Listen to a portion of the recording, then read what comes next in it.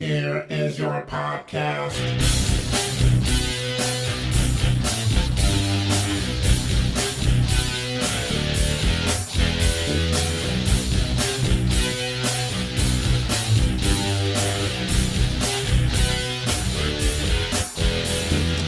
You know, I've been doing this show 9 years. In the beginning, it was great. I got to show up and just talk and leave. That was fantastic. But now Mex sends me this theme song, tells me to put my own voice in it. Lily shows up. She doesn't produce a goddamn thing. All she does is laugh, turn around, and go home. The only thing I don't wind up doing for this show is listen to it. That's your fucking job. Hey, what's happening? Mike Schmidt, 40-Year-Old Boy podcast. I'm alone, by myself, all by myself. That's me and Nielsen. We are here in my apartment. We are staring. We are looking. It's never good for my psyche to be alone. I got to be honest with you. Last week I was there with Dave. We're in the basement. We're talking. We're chatting. We're doing things. Usually Lily's here. She's laughing it up, but she's all exhausted right now from her burlesque festival and off in Vegas to do another show this weekend. And it left me to my own devices. And you know what that means, folks? You know what happens when I'm left to my own devices? We record the show at fucking midnight. That's what we wind up doing. I already have the artwork. I told Mex what I thought I was going to talk about, and he's like, "Great, I'll do this artwork, and it'll come out eventually, but who knows?" But I'm never good solo. I've been alone for like 3 days here. I got back Sunday from Chicago, which was great. I was out at Dave's house. We were doing interlude stuff and taking photos for the cover, and then recording things. And I show up, and there's an itinerary for me to do all sorts of stuff. There's stuff for me to record, and my instinct here, as I'm alone. You know, I kind of want to talk like this. Like I want to NPR the shit out of it. I want to climb right into your head, folks. Here's what I want to do. I want to get as close as I possibly can, but I'm worried my mouth is, it's kind of pop rocky because I can hear it in my headphones. Here, I'll back up. Because I had to swallow. But I feel like when you're listening and I'm this close, you can hear spit in my mouth forming and lurking and hanging out and doing stuff. I don't know if it's really doing stuff, but it's in there, and it makes me think that it's distracting and maybe you don't want to hear it. But I don't know. Who knows what you want to hear? I guess you want to hear me and you want to hear talking and stuff like that, as I have a dusty Hulk on my desk. That's weird. I have a Hulk that was given to me as a gift from a listener, and it's covered in my beads from Kuwait. Remember when I went to Kuwait? That was fucking amazing. I went to Kuwait twice. You know, you sit there and you think to yourself, I got to do this or I got to do that. And I got to make things work. And I talked to Shannon this week and I'm like, I don't know what I'm going to do or what I should do or what I think I should do. You know what I want to do is win the fucking Powerball and disappear. And she's like, well, what does that mean? I go, I'm not even kidding. Like, sadly, that's become an option that I daydream about at 50. I don't think about any long lasting achievements. And see, again, this is what I mean by when I'm alone, I'm left to my wrong devices. And it's, I get a spoon out and I dig around inside my fucking brain. You're going to hear things you don't want to hear. You're going to hear me. Because again, I'm not sad or upset, but I do get a bit in my own fucking skull and go, what do I want to do? What should I do? Where should I go? What are the things I should do? I mean, I should go to Chicago, certainly like I did last week, and I had fun there. And I almost stayed for a couple of extra days. In my head, I was trying to figure out what I was going to do. And then, you know, your brain starts going, well, maybe you do this, or you call this person, or you go and you think about this. And then you go, nah, what are you doing? Fucking snap out of it. Grab yourself by the lapels and shake yourself. And that's exactly what I do because I have a suit on when I go to Dave's house. I wear my Chicago suit like a fucking mobster. I just go there. I dress up like fucking somebody from the St. Valentine's Day Massacre. I put a carnation in my lapel, and there you go. I like to have a business where I go ahead and record things in the basement as dressed as possible, as dressed to the nines as possible. But then again, when I come home and I'm alone, then I want to do this. I want to just talk to you guys this way. Because, again, it is midnight in my apartment. I got the blinds open, and if anybody walks by, they're going to think I'm a psychopath as I talk into a microphone, and they're going to say, well, why didn't you do this show earlier? And I'm going to go, exactly, right? Why didn't I do this show earlier? Because I was up at 10 a.m. I was up at 10 o'clock this morning. It's Wednesday as I record this. I was going to record it yesterday, Tuesday, because I knew I was also alone. But it's been a bit of a week. You know, I have things going on. I have life that I'm experiencing and phone calls that I have to make and a lot of things that I'm doing where I'm on hold quite a bit. And I got my Fitbit yelling at me. That's a fucking robot who lives on my wrist and screams at me and tells me what the fuck are you doing with your life. Now, I will tell you this. If you want good news in the midst of this fucking rigmarole, this thing of me talking, I will tell you I'm now down 22 pounds. Total. So that's, I think, 4 pounds since I last spoke to you, which is a fucking trick because I was in Chicago, goddammit. And I think, you know, in Chicago, I literally just fucking beluga whale it. Are that a beluga whale? I know it's beluga caviar, but I know, there's a blue whale and a Uga whale. I think I just combined a beluga whale. You know what? There's a blue whale. It was in Jungle Book. It's dancing around talking about the bare necessities it needs in the ocean. No, usually I just swim with my mouth open. Whatever the fuck goes in, I swallow when I'm in Chicago. But this time I did good. I did a very good job because Dave is a guy who, he's got all sorts of stuff in his life where he can't eat like me anymore. And I will tell you what, I can't fucking eat like me anymore. When we were talking about it, because I went to Portillo's a couple of weeks ago here in California, so I knew I didn't need to do that when I was home. And I know you think need is stupid. But, it's a ritual. It's a thing. I go there. I like fucking food at Portillo's, so that's what I do. But I was here, and I went to the fucking White Sox game with Pardo and Siegel a couple of weeks ago. So I went to Portillo's in Anaheim and did not have to go and put that on my itinerary for when I was in Chicago. So I was like, all right, well, let's strike that. And I would have liked to go to Nikki's and got a gyro and some fucking serious fries and tzatziki. I would have loved that. But I didn't. Because, again, trying to be good, trying to make it work. Trying to fix my life, trying to make sure that, and and again, noticeable because again, clothes fit differently. My shirts are fitting a bit better. I fit better into the airplane seat, which seems, when you're this big, man, you don't really notice that shit. You're just big, and then shit happens. But being down 22 pounds, I did notice it. I noticed it because I had someone sit next to me on which fucking flight was it? On the way to Chicago. It was a couple. It was a nice woman and her daughter. It's not a couple. It's a couple of ladies. But it was a woman and her daughter. And they had sandals and no socks. And one of them needed a manicure pretty desperately. I'm going to go with that being the mom. I don't know if you're like, here's a tricky thing. I'm not a mom. I'm not a daughter. I've started to go for manicures and pedicures, which I enjoy. Yeah, that woman needed a pedicure, I should say, not a manicure. But a sandal, you can't notice a manicure unless you're walking on your hands like a circus freak. But as a guy who's now starting to indulge himself with pedicures, because I was introduced to that world a couple of years ago, and I was always the guy who avoided it. I'm like, nope, can't do it. I'm not exposing my feet to anybody because they're not going to be interested in that. Nobody wants to see the horrors I've contained within Nikes for all of these years. But it turned out I went. And, the lovely Asians who run the place don't complain. I mean, I honestly thought there would be audible gasps and they would run as if Godzilla was stomping on their town. That seems like probably stereotypical, I would assume. But honestly, it's not really stereotypical because fuck that. Where does Godzilla attack? He attacks fucking Asia. I'm not wrong. That's where Godzilla shows up. He shows up in Asia. He stomps a few fucking people. He makes sure the business is taken care of. And then he goes and he swims over to see us. And then he walks around. And then even so in Jurassic Park, the dinosaurs are on fire and are stomping around, killing everybody. And they show Asians running from them. Look, marry it. Own it. Own it, Asians.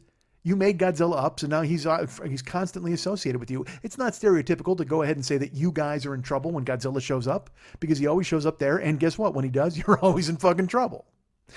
Now, if I go into the fucking pedicure joint and I'm like, ha, Godzilla, and I yell, then maybe I'm being a dickbag.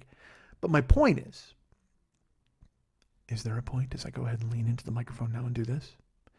My voice is it's not my voice, it's my mouth is kind of smacky when I'm doing this. Here, I'll lean back. And now I lean in. I lean back here and I talk and you guys are still picking it up. But then if I get in close, I got to go ahead and quiet it up. And I feel like I should be sipping some tea and chatting with you here by the side of a fire, but I don't want to do that. Instead, I'll talk like this and project, even at midnight in my goddamn apartment. By the way, if you hear my voice going screech, because I'm talking through yawns. They're fighting. They're trying to come out. They're coming after me. Because again, I was up this morning at 10 and skipped cardio today because why not? And then because I thought I was going to the gym today because John couldn't see me Monday. He's like, let's go Tuesday. And I said, what about Tuesday, Wednesday, Friday? And he's like, nah, probably Tuesday, Thursday, Friday. I said, all right. But I got up this morning still hopeful at 10 and I texted him and he's like, nah. And I'm like, well, that's okay. I've got to record today anyway. Guess what? I just sat around and frittered the entire fucking day away and stared and looked and did things that I probably shouldn't be doing. But that's me because, your head's still in a fucking weird place a lot of the time. And again, when I'm alone, this shit manifests itself. If I had somebody here, we could go ahead and steer me off of it. We could talk about my Dusty Hulk, my Batgirl staring at me from Ben Tehia. We could talk about my lineup of Jokers on my table with the Tarantino with a goddamn katana in his hand. But instead, we wind up spelunking into my goddamn psychosis, and then that all gets vomited forth on top of you right here at the end of year 9. And I know you're thinking to yourselves, you know what? Well, year 10, Mike, that's going to be different, right? You're not going to talk about this kind of stuff. It's not going to come. You're going to recover. You're going to bounce back. And I mean, yeah, I fucking hope so. But it's when I'm alone. That's the part. And the thing is, you're supposed to plunge into friendships. You're supposed to be doing cool things. And cardio probably would have helped today if I would have gone out and exercised. But I went, you know what? I talked myself into it being May 31st and going, you know what? Tomorrow's June 1st. Fresh start. We do all that. Then we'll take our cardio and really fucking run with it. Even though I've lost the weight and I've been lifting and feeling good about it. Even when I was in Chicago, like I said, I didn't eat like a fucking fool. We went for, when he first picked me up, because I was texting him, I'm like, hey, I look forward to going to White Castle tonight because my flight got in at like fucking 1. And, he's like, we could have a talk. And I'm like, I can't hear you. I'm too busy thinking about fucking what I'm going to do when I get to White Castle. And then he wrote me and he said, hey, the White Castle closed by my house. And I said, what the fuck? Because that makes no sense. How does White Castle close? That's first in the larger picture. How does a White Castle shut down? There's enough garbage people out there like me who are going to eat at it 24 hours a day and keep it in business, right? But then in my head, I'm like, well, maybe they relocated or they put it somewhere else. But I was also willing to stand down because I really shouldn't be eating fucking White Castle at 2 o'clock in the morning. I shouldn't even be eating fucking salad at 2 o'clock in the morning. Again, we're 22 pounds down with still about 100 that should go. I would imagine 100. Boy, if I lost 100 pounds, I mean, I'd feel good. I'd look better. But then I got to go for that fucking surgery where they take off my skin suit and they put it to Jamie Gumm's basement. And then who knows what the fuck I look like. And now with Trump taking away fucking all the insurance, I can't afford that shit. I'm still going to wind up wrapped up in my goddamn baloney suit. Because if he was still if I still had the Obamacare, which I got close, I could have gone in and said, hey, do me a favor, guys, zip me out of this ridiculous fat suit and make me a normal guy. Let me walk it out amongst the humans and look like a normal person. But now, again, Trump's taking all that away. And he doesn't like fat dudes at all, even though he is a fat dude. It's so funny to me when he's like when he calls Rosie O'Donnell and all those people like mean things. And I want to go, dude, do you not own a fucking mirror? And by the way, I don't want to get into this at all. I don't want to talk about it because you know why? Because that's what I did all fucking day today. Last night, I played the Kofefe game, Kofefe, whatever the fuck. I don't even know how you pronounce it. Trump made a fucking misspelling. And all night on my Twitter, I was reading and laughing and playing along and making jokes and doing all this goofy shit. And also reading stuff about Kathy Griffin and fucking whatever else. And then today I got up and the worst part was I lived it. I lived Kofefe when it was happening. I was in the midst of it. I was in the shit, man. You couldn't fucking get by me. I was knee deep in the fucking Kofefe hoopla, and I was fucking putting up jokes and being on Twitter. And then I'm like, I should put these on Facebook. And I'm like, no, dude, why? Just fucking exist on Twitter, surf this wave because it's going to go away and it's never going to come back. Like people will still refer to it, but honestly, by the time I got up this morning, I woke up like I said at like 10:15, and I checked Twitter, and people were making jokes about it. I'm like, nah, dude, this moment is gone. This moment is past. This moment is over. You had to be awake last night when you were fucking rampaging with it. And I understand the East Coast missed out on it. I understand the Midwest probably didn't hear about it so much. But and they all wanted to play along this morning. They're making their jokes, and I'm just like, I did this already. Like, it just felt so old and so past. And that's why I'm so intimidated by social media, because I used to be a guy who was right on top of stuff. I would always be the first guy. We talked about this a billion times. And then I went on today, and I'm reading stuff, and I'm seeing people fighting and yelling, and there's a guy, look, I'll talk about this. Why not? There's a guy named Ken Jennings. Do you know him? He's the fucking Jeopardy dude. Like, he won a million things on Jeopardy. Well, the dude's really funny on Twitter. He's a funny dude.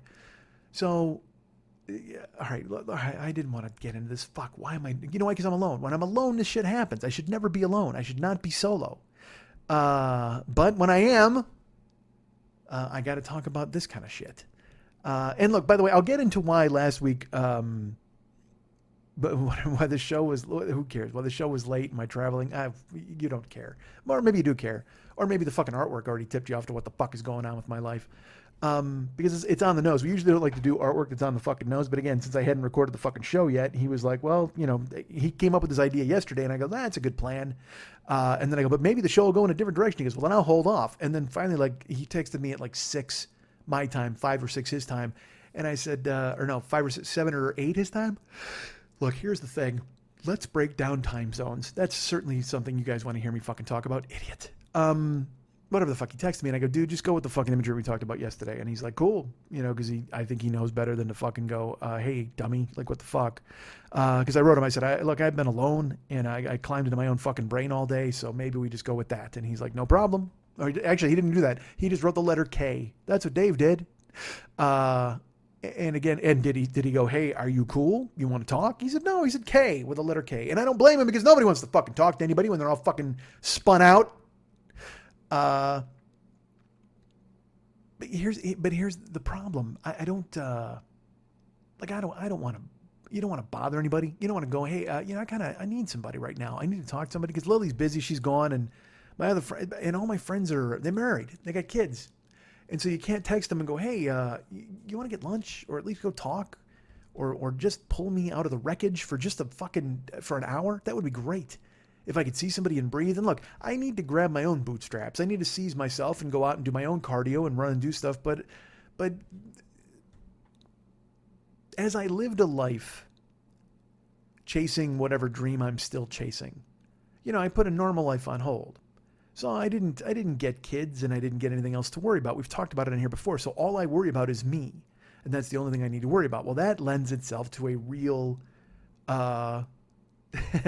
selfish existence where you just think, well, all of your problems are this or that. And then you don't have anybody to talk to them about. About them, I should say. I don't want to get into this. So Kathy Griffin, you wind up, you have nobody to confide in. You have nobody to talk to. You have nobody to, and nobody should have to help you. Nobody should have to grab you and go, hey, dude, are you okay? Or let's get through this or whatever. Because people have kids. People have lives. People have their own bullshit that they're going through. And nobody should have to pick you up off the fucking canvas. The whole point is you have to get up off the canvas and you got to take the punches and then you have to hopefully not get knocked out. And then you live to fight another day. And if you get knocked out and you get 10 count, then you know what you do? You get up, you go back in the gym. That's what you do. And so you shouldn't have to rely on people to grab you and go, are you all right? You shouldn't have to have people shake you or go, hey man, it's cool. Everything's going to be okay. And no matter how desperate the 10-year-old boy inside you is for someone to come to you and grab your shoulder or stroke your hair and go, hey man, everything's going to be okay. You have to realize that that's not real. That's not real life. You're 50 or you're 40 or you're 30 and everybody else has their own fucking problems. Everybody's got their own stuff going on. And could you don't want to, eventually people get tired of you asking for help, I would imagine. And I don't think I've burned anybody out on that. It's not like I've done, why? Because I'm alone. See, this is what happens when I'm alone. I should just get right to the fucking meat of it. This is the thing. Instead of just talking and firing off stream of conscious, I should just tell you what happened in life and then just get through it. And then we'll do the plugs and we'll all go home. Would that be fine? Would we all go home? Can we all just go home? Can we all just go and lay down next to one another and just almost let's do a cuddling nice version of a human centipede. Can we all do that? I'll be directly in the center, which means we'll have to have an even number of people. And we'll have like 20 of you. I don't care. Fucking 20 of you volunteer. 10 of you in front of me, 10 of you behind me. And we'll all just lay there on a bed and watch TV. And just with an arm around each other's waist. And I'll throw my leg up over your waist and lock you up and we'll talk and we'll have fun. You can face me if you want and then we'll just talk. Or you don't have to face me, you can look away. And then I'll just look at your finely manicured hair as I breathe and feel that someone has me and because I've talked about this. I like sleeping in a car. I like tight spaces. I like being wrapped up together with, your arms around someone or just holding and looking. And I like being reassured. I like a womb. I like that sort of thing. So I figured, 20 of you ought to do it. That ought to fucking make it work. 10 of you on facing me and 10 of you behind me. And then we all just and then let's just fucking just lay there and we can talk and hopefully laugh and goof around, or we can just sleep. Let's just listen to each other breathe. Could we do that? Let's just all fucking lay down and hold each other and listen to each other breathe. Come on, man. Smile on your brother. Everybody, let's get together right now. Because you feel like that sometimes. You feel, especially when you got nobody and you're alone and you're in your house. And then you start thinking and you go this and that. And this is one of the reasons last November I made phone calls and did things because I started to spin out from the world, which was weird. I started to see things and I started to go, well, this is fucked, man. And everybody's upset and everybody's fighting. And I you know what I want to do, man? I want to hide. I want to run I want to hide. I want to tear down the walls that hold me inside. I didn't get to, I didn't do justice to the fucking U2 show, man. That was great. I had a fucking fantastic time. Siegel and I went, and I was really proud of myself for going. I'll tell you this. My situation, I don't have a ton of dough. None of us have a ton of dough, but I do okay. And I try to take some pride in the fact that I'm like, I look back and I go, you know what, man, I've actually, and this will sound so dumb and like the smallest achievement in the world, but I mean, since when Karen left, it was just fiery wreckage. You know what I mean? I didn't know what the fuck my finances were going to be like. All my credit cards went bananas and all this kind of shit. And, but since then I've paid my rent. I don't live with anybody. I live by myself, which is, if you listen to the beginning of the show, sounds like a curse, but it's also a blessing. Because what if I lived with a shithead? What if I lived with somebody who was terrible and I came out here and also, what if I lived with somebody and I just went, hey, you want to just like lay down together and face each other and we can hold each other and just make sure things are okay? And then that person would move out immediately and I would get a weird reputation with all of the other people looking for roommates in town. But I try to take pride and stock in things. When you wind up telling yourself, well, you're no good, or you wind up telling yourself, man, I'm not great, or I didn't do the right thing, or I'm not worth it. You take stock in small things. You take stock, like I said, when I go do cardio, I feel fucking amazing. One of the things I need somebody to check up on me that I do my cardio, and I know that sounds ridiculous. I'm not a child, but I'm making the world my parent, and I know that's wrong. I make John my parent. I did that in my relationship where I tried to make Jill my parent. I just, and it's something inside me that I need to fix. I need attaboys. I need supervision. I need people to touzle my hair. And fuck, I wasn't going to do this. But when I'm alone, this is the way it works. Which is why I shouldn't do an alone show, right? Because or I should, and I should just go ahead and tell you what's up, and then we're done. That's it. That's the whole goddamn show. You hear that pen clicking? It's because I just wrote the name of the show down.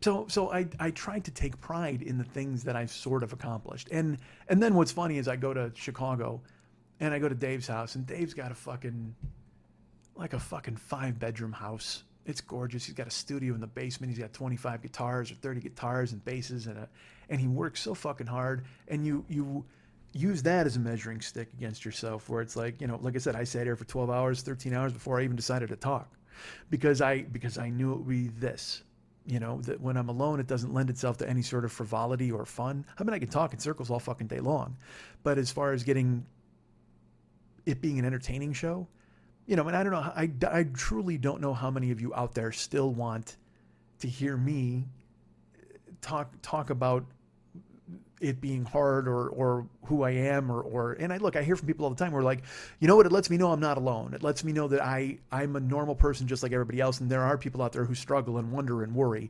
And but I think we all struggle and wonder and worry. But I mean, I've done it my whole life. I did it. I did it when I saw my parents fight, and I did it when I was with my mom alone, and I didn't get what I needed, I guess. I don't know. I'm learning all about that every fucking week. And unfortunately it's followed me into adulthood. Adulthood. That's right. That's probably the most incorrect usage of that word in the history of language. So I wind up alone, and then I wonder and I worry. And like I said, I've been alone for a couple of days. I went to the gym. I lifted yesterday, for like an hour and a half, and then I came home, and then I was home. And I know what you're thinking to yourself. You're thinking, Mike, why don't you go drive? Well, let's cover that, shall we? Or maybe we should, or we shouldn't. We should cover it now. I don't know. I should have covered it from the fucking jump, and I wouldn't have bored you with all this other nonsense. The thing is, folks, like I said, if I should invest in doing things for me. I should go do cardio, because when I do cardio, I love it. And as I started doing cardio again, I've been taking photos. What I do is, again, it's because I need a chaperone, or I need somebody to say, good job. I need someone to go, yeah, man, that's great. Because I'll take a photo when the run is over. I'll take a photo of me in the shirt that you could fucking wring out. I take a photo of the workout, like the amount of time, the distance and stuff. And I send those to John, my trainer. And because I just want him to say, good job. It's fucking stupid and weird. But that's what I want and need. And And then, when I walk outside and I walk into the sun, and this happened 3 years ago when I was really trying to change myself and trying to become better and trying to become, and I've never wanted to be better for myself. That's a hard thing to say, and it's a hard thing to acknowledge, but it's the truth. I've not ever in my life wanted to be better for me. I've wanted to be better for other people. I wanted to be better so other people would give me approval and tell me yay. Because as you know, I always say fuck Mike, because who cares, right? But you care and everybody cares. But I try to care, and I try to go, well, this is for you. Do good things for you. Shannon every week is like, do good things for you. Make good things happen for you. And the good things I've always chosen for myself have been like food or, that kind of thing. And also, the fact that I was having sex very regularly and I'm not right now is driving me out of my fucking skull.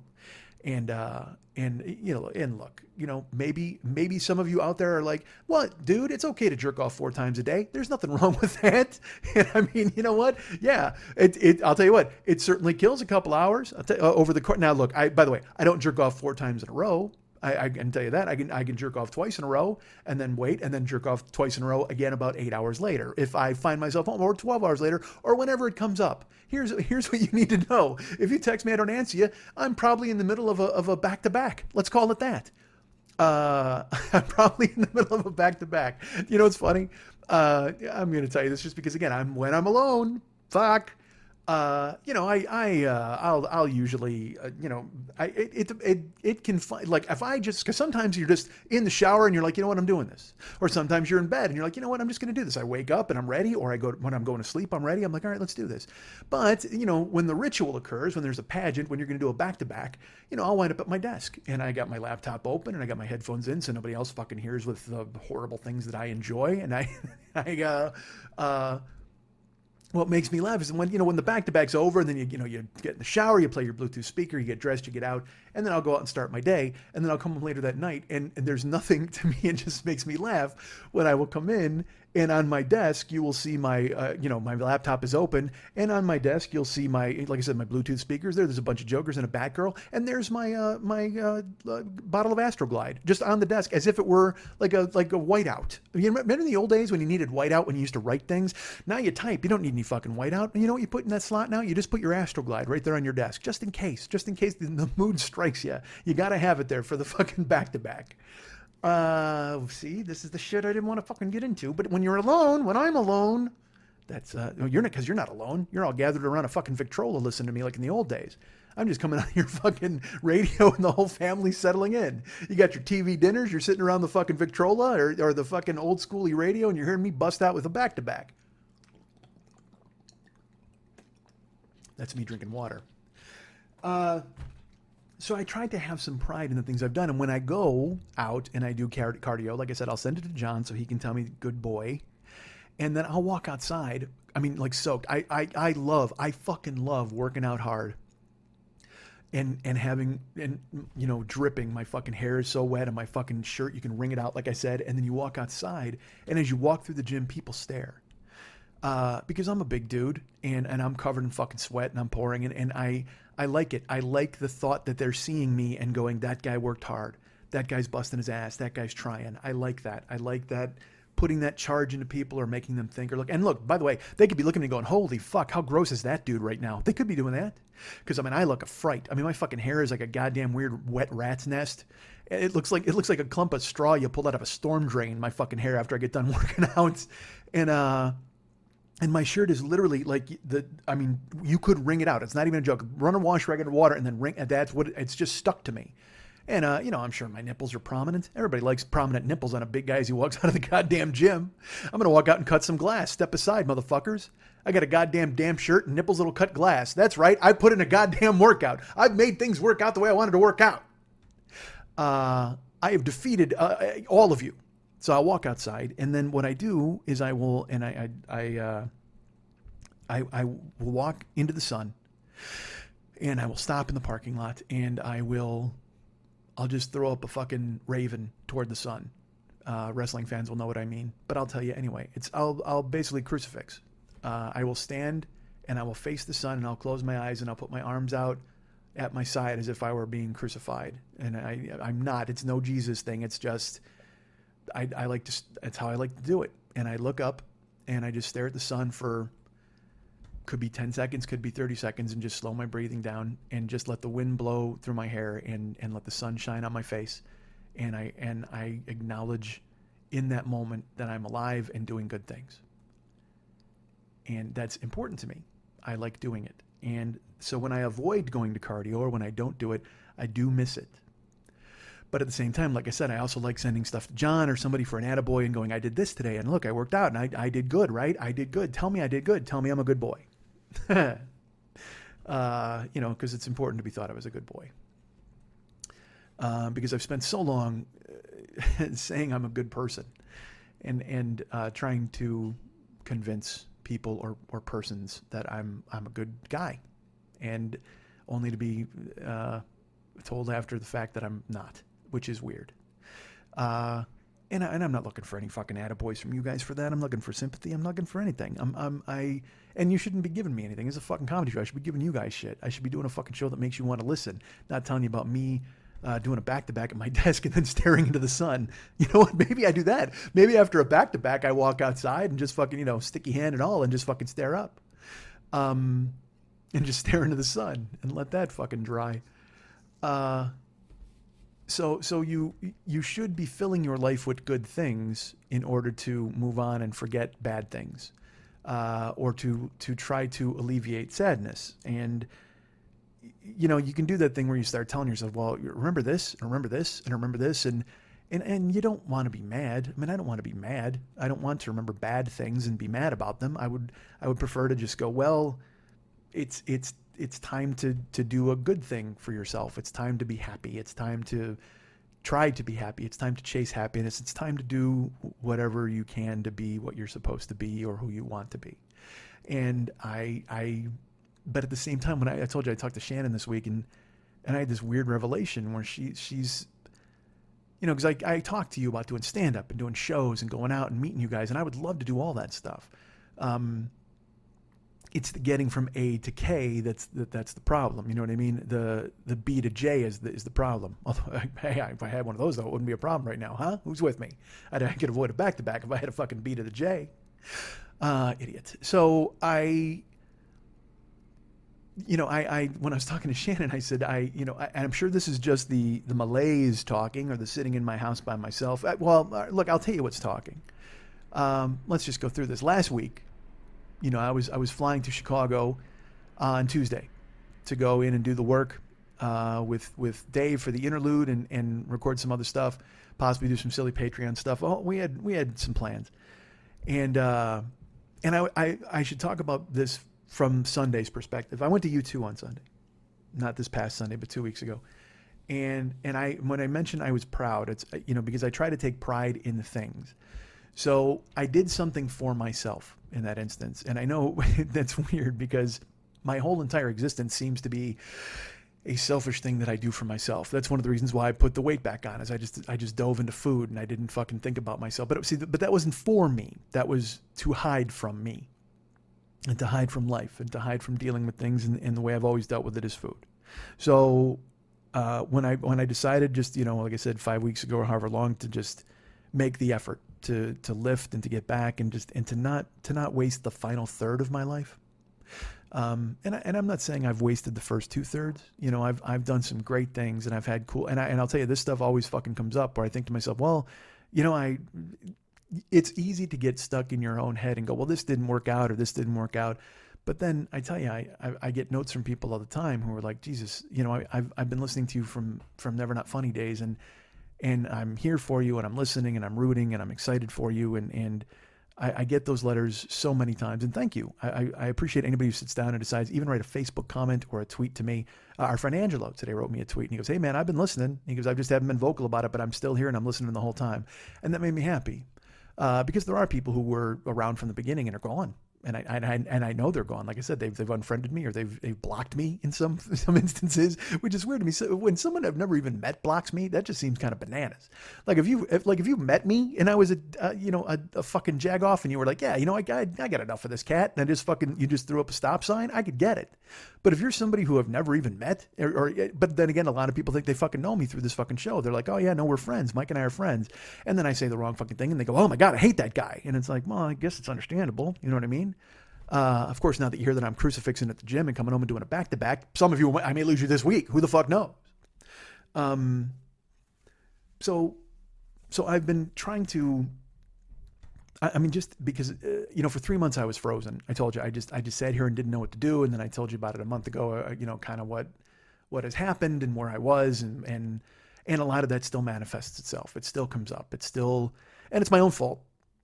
Because I haven't fully, stepped away the way I should. I'm not involved in, I don't want to be the fucking clinical dude, but, your self-care is important. And that's what it means to be full of self-care is you go out and involve yourself in the world. You go do the things you need to do. I'm talking about being serious about taking care of myself and making the weight come off and working. It's really easy for me because in the schedule I was on for 3 months, like I said, I would eat candy every day and night. I would at least eat 3 giant Hershey bars, and I didn't drive for 3 months, and I was just fucking staring and miserable and not knowing what to do with myself. And so then when I started to really, like I said, over a month ago or whatever, when I decided I was just going to fix it. And I said, fuck this. You can't do this. You can't waste the final third of your life. You can't. And also I need to start over because what I thought was my future is not. So I needed to carve out a new future for myself. And then there's that thing where you go, man, I don't know if I want to do this. I will tell you this. This is interesting. I have a Facebook friend whom I don't know. I don't know this person. It's just, again, with the show, I get people all the time who ask me my friends, and if they're real people and not just someone wearing a see-through satin top and saying, you should fuck me sometime, I will be their friend. So this person, like every day, was sending me game requests. Please send me a Jewel of Passion for some ridiculous game, or who wants to play slot machines, and when that shit comes up, usually I just block it. I don't play any games on Facebook, and I don't get mad. I've seen people who are like, if you send me another game request, I'm going to fucking unfriend you. Send me all the ones you want. It's just, I'm never going to give them to you, and I will block that game. So then you can't request me through the game again. Well, this person, it turned out, was sending me requests via a couple games. I don't even know what the fuck it was. And in my head, I was like, well, I wasn't blocking them. I was just letting them pile up, because then I went to my page today and it said I had 28 requests over the course of the past 3 weeks. So I deleted them and I blocked the games. And then I thought to myself, well, who is this person? Are they? And I went to their Facebook page, and again, I'm not going to say names, and again, because I also don't even know who they are. But I looked at the person's page, and they had their entire page was game requests or an accomplishment in the game. Hey, I've just climbed a mountain in battle something, anything. I don't know what the fuck it was. But the thing that jumped out on me was I looked at our mutual friends, and it looks like it might have been somebody I grew up with. And then I'm like, well, I don't recognize the name. Is it somebody's maiden name? Who is this fucking person? So I looked at their page, and it said, it had their date of birth. And this person is 75 years old. 76, actually. And it just, I don't know if they listened to the show. I don't know if they became my friend because they became their kid. You know what I mean? It might have been somebody I went to school with, and it's their mom or their aunt, and they were just looking for Facebook friends, and they reached out, and I just said yes. And because I looked at their page, and like I said, it's these games, and it's all day. And I shouldn't judge, because again, like I said, I just sat around for 3 fucking months and ate chocolate and stared. But I have to admit, it made me go, Jesus Christ, is that where I'm headed? Is that what it's about? Is it, and maybe, they could be married and their husband could work, or maybe they passed or they never got married. I don't know anything about this person. All I know is at 75, they are playing Facebook games all day. And in my head, I just went, man, that's a fucking death blow. Jesus Christ. Because again, I figured by 76, I'll be dead. I mean, because I'll be 50 this year. That's why I always say I've 2/3 of my life are over. I've got 1/3 left. I figure, I used to think I would die at 54. But now, if I seize the reins a little bit and I take care of myself, I think I can hit 75. I think I can make it. My mom made it, even though at this point, she's just like a shoulder and a neck. I mean, that's all my mom is. My mom is a hairstyle and a foot. That's all my mom has left, for fuck's sake. But she made it, motherfuckers, and she's talking, and she's who she is. She's going to go traveling. She's going to do things, and it makes me happy for her. And because I don't want to lose her, and I want her to be happy, and I also recognize that she battled, man. She fucking battled. So if she can battle, I need to fucking battle. And battling to me does not mean being 75 and sending requests for gems on Facebook. And by the way, in the next 25 years, Facebook will be there, but by that point, Zuckerberg will have been president twice. So I don't know what the fucking Facebook will be mandatory at that point. So maybe I'll have to play those games. It's the only thing I'll be able to do. And also, I won't be able to go out of the house because from what I understand, Trump is going to sell the sun to the Russians, and we're not going to be able to see it anymore. So who the fuck knows? But it was powerful for me to see that person's birth date and just kind of go, and I hate to hold them up as something not to be. I don't want to have them be a bad example and don't lead your life that way, because maybe they are perfectly content and very happy. Maybe they worked, like I said, like a fucking 16-hour day every day for fucking 70 years. And then they retired and they go, you know what? I just want to turn my fucking brain off and play gemstone games and shit like that. And that's fine. If that's what you want to do, that's good. But I don't want that. And also at the same time, I knew what I wanted and I thought I had it.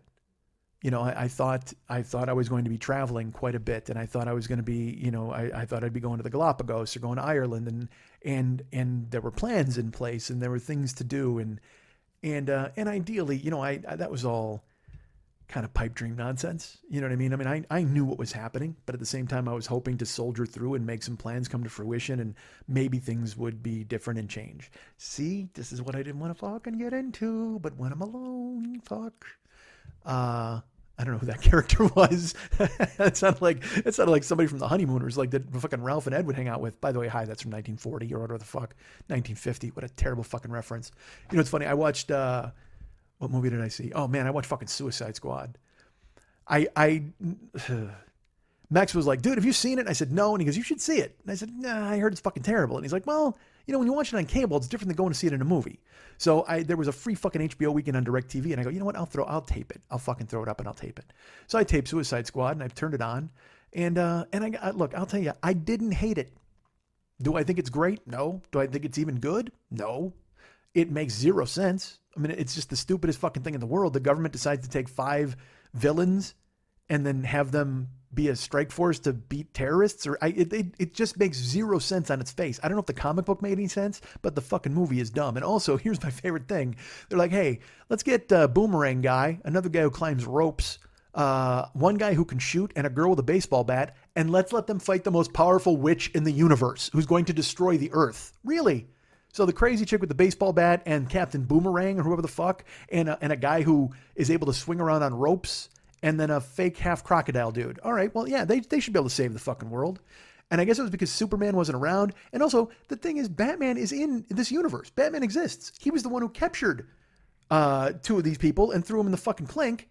But Batman can't be concerned with the witch? What's he doing? I mean, Batman, that's a dude who always wants to fight. That's a dude who's constantly looking for a scrap, especially with people from other planets, because he's like, hey, this is my fucking planet, motherfucker. You can't come down here and fuck with this. He hates Superman because he's an alien and he's scared of his power, but yet the fucking huntress, enchantress, fucking witch from another dimension who's been alive for 6,000 years and is going to destroy the world with a trash ray can't be bothered. Batman can't be bothered to come out of the cave for that. He's home, what, Evan? Is he banging a chick or fucking having caviar or talking to Alfred or brooding over his parents again? What the fuck, Batman? Get out there and do something.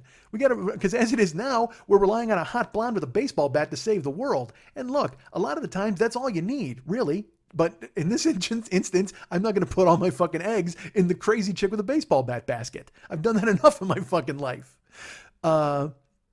So again, it's a stupid movie. It makes zero sense.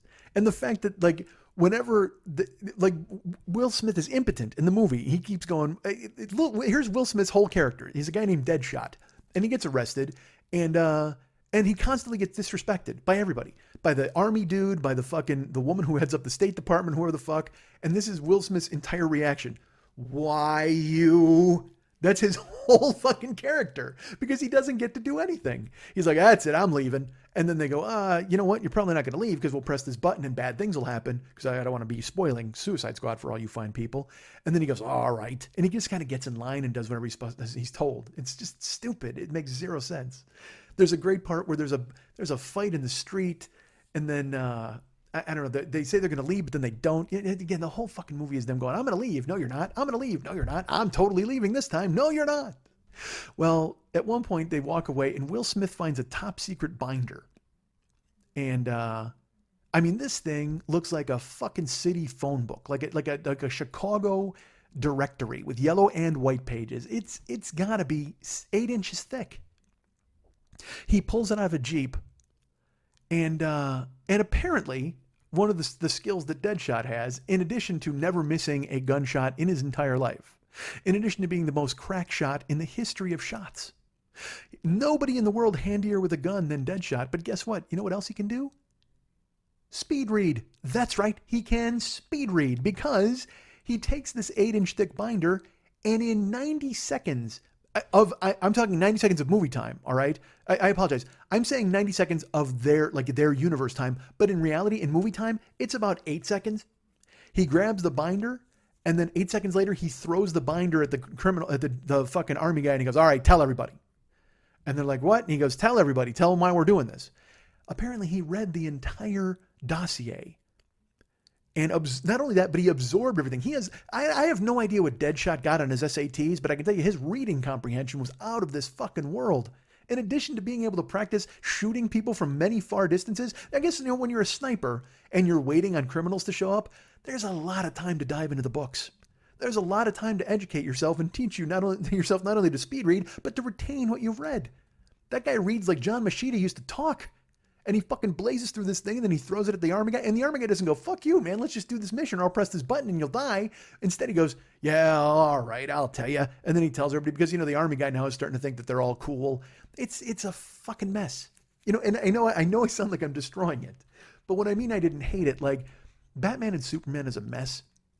But I was angry at it. Because it did its best to shove way too many things into the goddamn movie. I mean, it just made no fucking sense, and it made you upset, because I'd been waiting for Batman and Superman on the same fucking screen for a very long time, because again, I'm 50 and I'm an old person who has no future. So I was really looking forward to that, even though I had no expectations for it. Once I walked in and watched it, I was even let down without expectations. I still didn't even know what it was going to be, but then when I saw what it was, I was like, God damn it. Suicide Squad, I didn't give a shit about any of those people except the Joker and Harley, because I'll tell you what, Harley Quinn actually steals the fucking movie. Will Smith, again, like I said, he's Will Smith. He's got a lot of charisma, but his whole thing is, why you? Meanwhile, Harley Quinn gets to do a bunch of shit, and I really enjoyed the gynecological shots of her ass. I got to be honest with you. Look, I'm a hot pants guy. I love those. I would have loved to have seen somebody in hot pants at some point. I would have gotten those and said, just walk around the living room and let that happen. I'll do a back-to-back. How about that? How about I get you some hot pants? You do a fucking majorette stomp around the fucking living room, and I'll throw a back-to-back at you. That'll be fine. But I mean, Margot Robbie, let's face it. I mean, just that scene in Wolf of Wall Street where she walks in completely naked, and you're just, and again, you don't, look, there's not a lot of vagina in your mainstream films. But also, not a lot of your, how do I put this?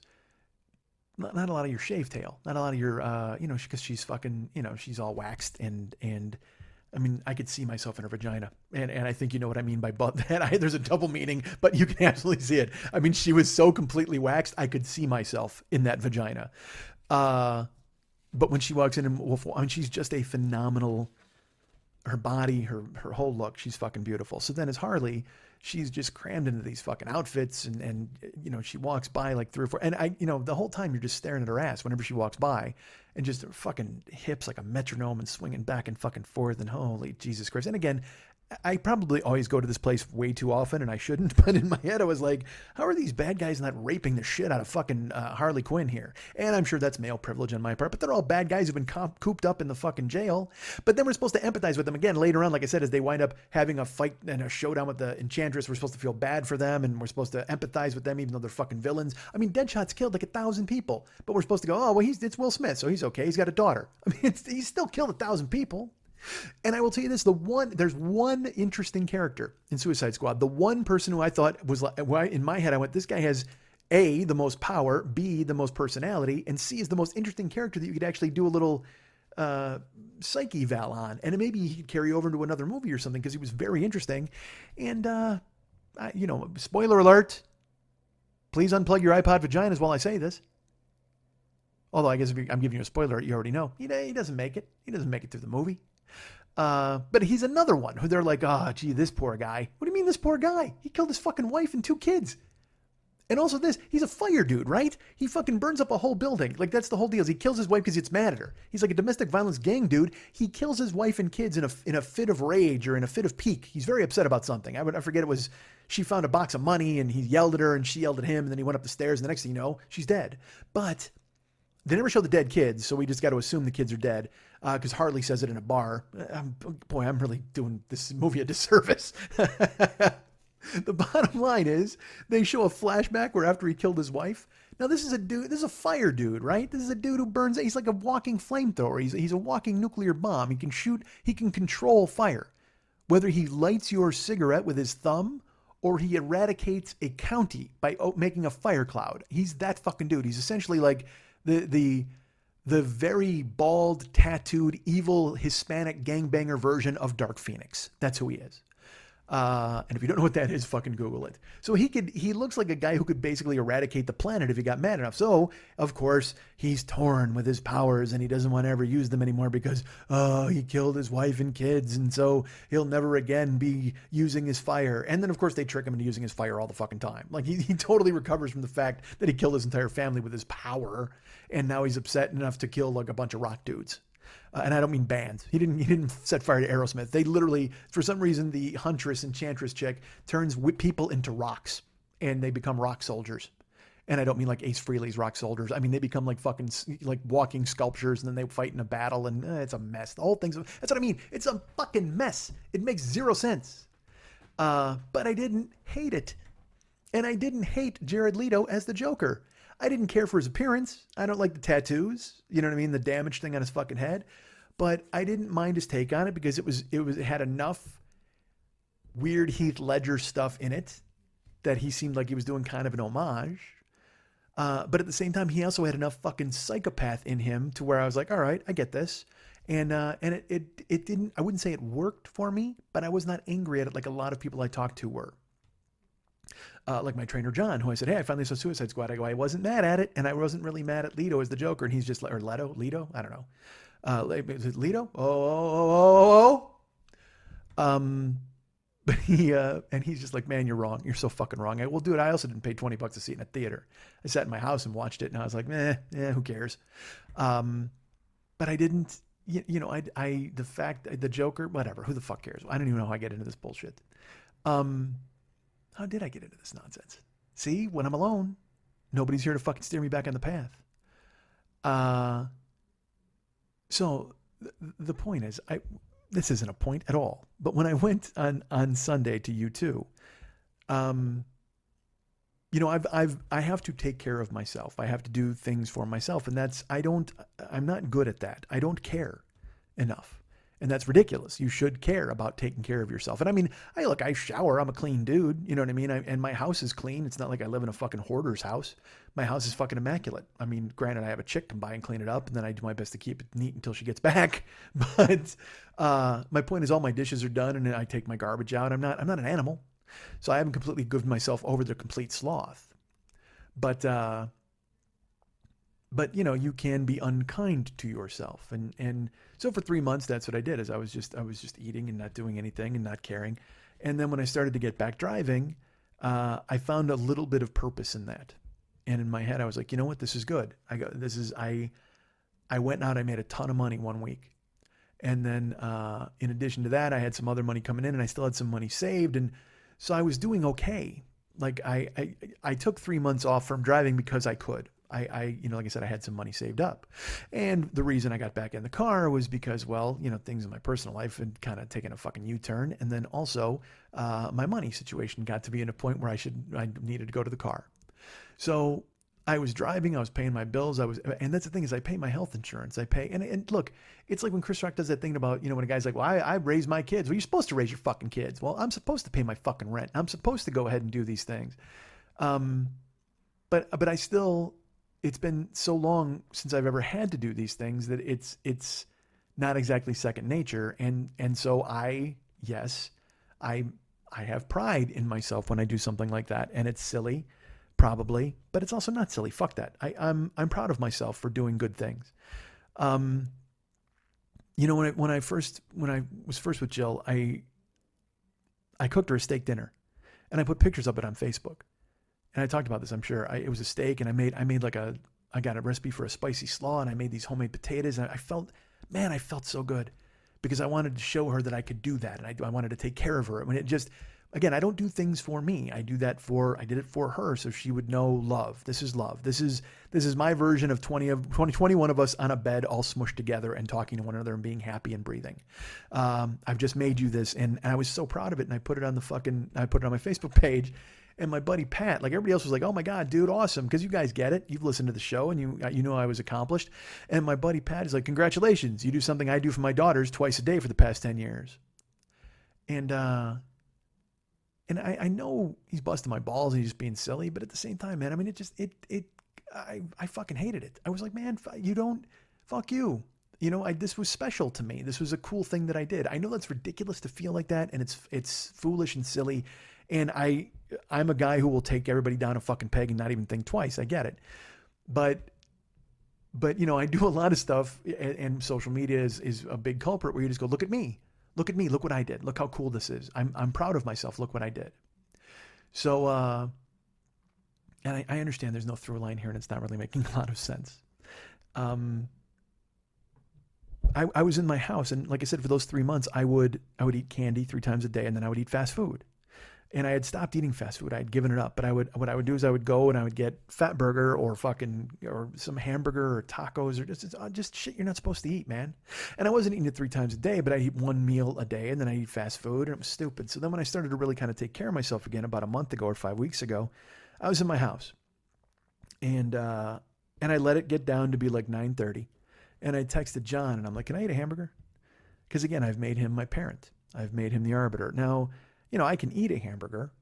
I mean, I can, because you're an adult and you can make that decision. I think I've talked about that. I've never felt more adult than when I go out and eat at 1 a.m. because nobody else can tell me what to do. But I've assigned John the parental role, and I wrote him and I said, "Hey man, can I go get a hamburger?" And he's like, "No, you can't have a hamburger." And I'm like, "Well," I go, "I won't get fries. It's just a normal hamburger, and I won't get a bunch of stuff on it." And he goes, "Why don't you just fucking cook something?" And I was like, "Well, because it's already 9:30. I don't have anything in the house to cook. I'll have to go to the store, grab stuff, come home and cook. I won't even eat till like 11 o'clock, 11:30. And he wrote me back. He's like, "So? Just fucking do it." And it made sense. I was going to go out anyway. I was going to go down to fucking Five Guys or whatever the fuck and have them make me a burger and fries. But I was like, if I'm going to go out, then go out. So you know what I did? I went to the store and I bought a fucking steak. And I came home and I pan fried myself a steak, and I bought Persian cucumbers, like the little ones, and I chopped those up. And I had some pickled beets and some hummus. I had hummus, pickled beets, fucking Persian cucumbers, and a fucking steak that I cooked myself. And I took a photo of it and I sent it to John because, again, he's my fucking dad. And it was awesome. And I ate it. It was so good. And again, there was no starch, there was no rice, there was no potatoes. And it was clean. It was healthy. I felt good. I felt really fucking good about it. I was proud. I was proud that I made the effort. Now, granted, I needed a kick in the ass to do it, but I was proud of myself, man. And I know that these are all little things that you all do every day. You have children, you take them to school, you take them home, you cook for them, you bathe them, you wash them, you clean them. In addition to working, you work your asses off, or you're going to school at night, or you're doing anything else to chase the dreams and the life that you want for yourself. And I get that. And good for you. And I'm proud of you, and I'm rooting for you. And I hope whatever you want to do, you do. And I hope happiness fills your life. But for me, this is the baby steps. This is the little things that I need to do. So I'm not asking you to be impressed with me. I'm not asking you to go, oh man, a good boy. Although I always like that. Don't kid yourselves. If you hear the show and you want to write good boy on the fucking Joker's page or on my fucking personal page, go ahead and do that. I wouldn't yell at you. Because I like hearing that. I really, Mex and I talked last week and we were talking about the interlude and stuff and he's concerned about the response it's going to get, and he'll never admit it, and he's going to probably be pissed at me for saying so, but we talk about it. And I mean, because this guy he just wrote 7 original songs, and we went in and we laid down the tracks and we recorded on them. He does this fucking hard ass work, and I got to tell you, I've heard it, and it's all great. 3 of the songs are fucking phenomenal. I'm so excited for it, and I almost wish it was week 52 now, and I could share it with you, because hearing his work, I just sat there. There were a couple of songs that left me fucking staring, and one of them teared me up. I mean, I'm an easy cry, but I mean, that's true. And so he and I talked, and he's like, yeah, I never know what the feedback's going to be on these things. And I go, dude, I do a 2-hour comedy show every week. And when I put it up and I don't hear from anybody, it's fucking weird. I'm not going to lie to you. I mean, because I know how many people are listening. And occasionally, like I said, I'll get a note, like Blind George or Blind Scott, or somebody will write me a personal note, or South Philly, and all these people will write me, or they'll write on the Joker's page, or they'll go goof around or make a meme. That's always fucking fun. That's what I want. I want a community, an active community that's jumping in. The KCs are involved, or anybody. People like Amanda, everybody, Francesca, everybody who Colette, I mean, everybody who, Jamie, I'm going to shut up now, but I mean, I could go on all night, romper room. But I mean, when people jump in and they're like, good boy, or, very funny, I'm ashamed to say that I need it, but I do like it. I mean, I don't need it because it doesn't happen all the time, but it's nice when it happens. And I'm not telling you to do that now. See, I don't want to be that fucking guy. I'm explaining my psyche. I'm a guy who, I'm not going to argue with positive feedback. And Dave's kind of the same way. He's like, because you work hard. You write 7 songs, or you fucking, or you do a 2-hour fucking comedy show by yourself or with people, or, at his house or whatever. And you hope it's reaching people. And I know it is. Patreon shows me it is. And some of the feedback I get shows me it is. But, I've always talked about how I get paid in kudos, or I live on attaboys. And that's just who I am as a dude, especially now. The past 3 months or whatever, 4 months, I've been pretty fucking frozen in amber, and now I've emerged, and I'm trying to be proud of the things that I do. So getting back to when I was driving, I was trying to make some money, and I got ahead of it, and I was actually making some payments, and then I actually sat down and I looked at June and I looked at July, because there were things I wanted to do this year. I really wanted to see Billy Joel. Billy Joel was at Dodger Stadium, and the day came, and Pat was going with his wife, and in my head I go, maybe I could just go alone. I could do this, right? And then the day came, and I went, you know what, fuck this. I got to go deal with parking down at Dodger Stadium and pay, because it's $35 to park in addition to a $100 ticket. And I went, that's a lot of dough to give. And I mean, he'll be back, or maybe you can see him somewhere else. And I avoided it. I didn't go see Billy Joel at Dodger Stadium. I've never seen Billy Joel. I'm sure a lot of you out there are just like, fuck that guy, which is fine. You don't have to like him. But I do very much. There's a couple of songs he has that really mean a lot to me. And then there's 30 songs that are just great that I wouldn't mind hearing live. And I think he does a really good job. And I think I've seen clips, and I'd love to see the show, but I talked myself out of going. And then at Dodger Stadium that night, I start seeing the set list, and I start seeing that, by the way, Pink showed up and did a couple of songs, including, I think, New York State of Mind. She showed up and did that. And as if that weren't enough, folks, you know me, you know who I am as a guy. And you remember my tragic tale of not going to see the Foo Fighters when fucking David Lee Roth and Paul Stanley showed up?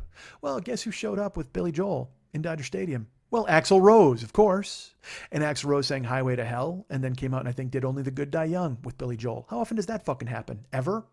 But I had talked myself out of going because I'm an old person. Remember I did a show a while ago, and ironically, that show was a Guns N' Roses show, where I went, don't be an old man, just fucking go. Don't be an old man, because Pat pulled out on me the day of, and I said, fuck it, just go. And I went alone to see Guns N' Roses. And I said, I don't want to be an old person who talks himself out of it. Well, I talked myself out of fucking Billy Joel, and look what the fuck happened. So with you two coming up, in my head, I go, you know what, you got to go.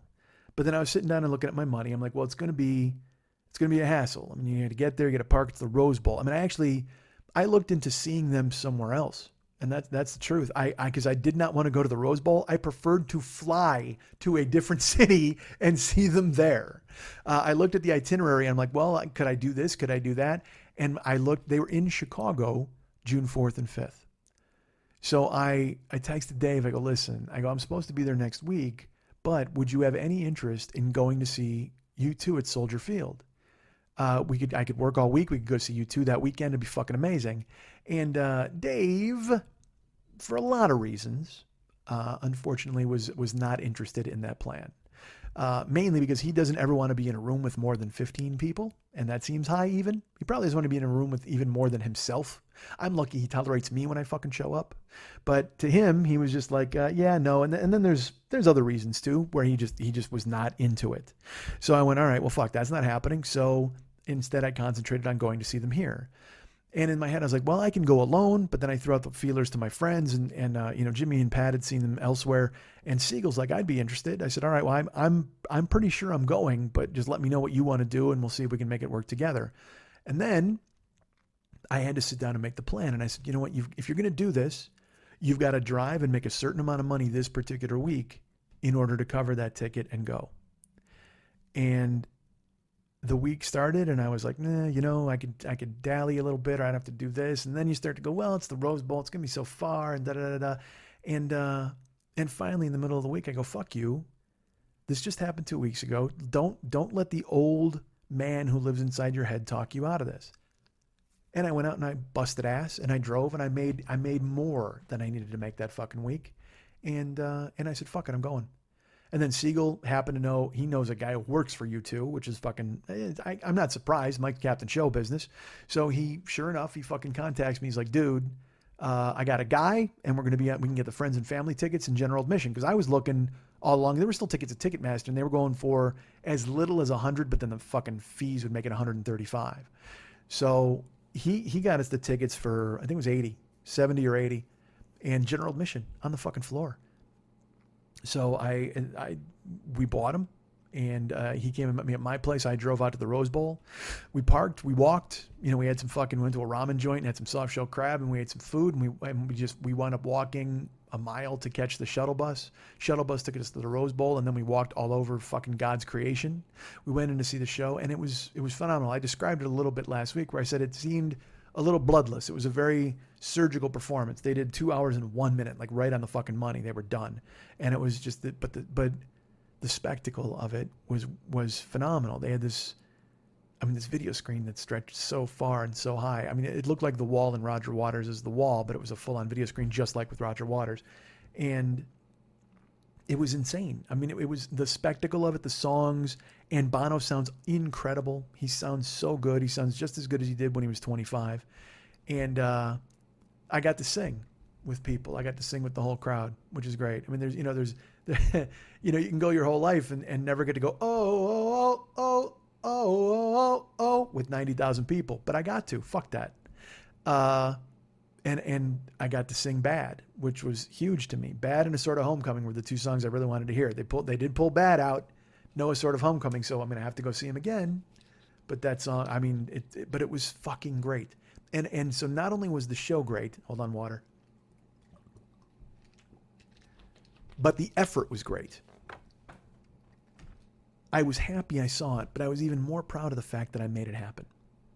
I made myself drive. I took control. I was an adult. I said, if you're going to do this, you're going to do it. But you can't do it unless you work. You have to, it's the first time in a very long time that I made myself work. I work because I have to work and I have to make money and I do stuff, but to actually say, you know what, you got to go out, you got to do these many hours and not gripe about it, not hem and haw, not fucking bitch and moan about it, and not be a fucking kid. I was an adult. I felt grown up because I set a goal. I went out and worked hard for that goal, and then I accomplished it. And I even told this story, the Lumineers opened for U2, but we didn't even see them. We got there, the shuttle bus, we walked, we got the passes, and we were on the general admission side. And Mike went looking for his friend, but we couldn't find him. And we were standing there, and then the lights went down. It was like 8:40, I think it was. And the stage set up, there was a big stage in the back, but then a smaller stage that was more out in the pit. And Larry Mullen Jr. just comes walking out, a spot follow. He sits down at the drum set on the small stage, so he's in the middle of the crowd basically. And I may have described this to you last week, but he just kicks into the drum, and it's Sunday Bloody Sunday. They open with Sunday Bloody Sunday, and I turn and I looked at Siegel and I go, "It is Sunday," and he smiled. And then they started playing, and then they all came out, and then Bono came out, and right when he started singing, and he sounded so good, and the drum sounded unbelievable. It was the chime of the guitar that did it. You know what I mean? Not even Bono going, but the the fucking chiming guitar. The Edge's guitar sounds like nobody else's. And I turned around and I just hugged Mike. I had to. Because I was happy he came with me. I was happy to share that with a friend. And I felt so proud of myself in the moment that I had made that happen. I had made a memory. I had set my goal to create a memory, and then I had achieved it, and I was there living it. And I was watching you two do Sunday Bloody Sunday live. And look, some of you hate them. You already told me, and that's fine. But I love them.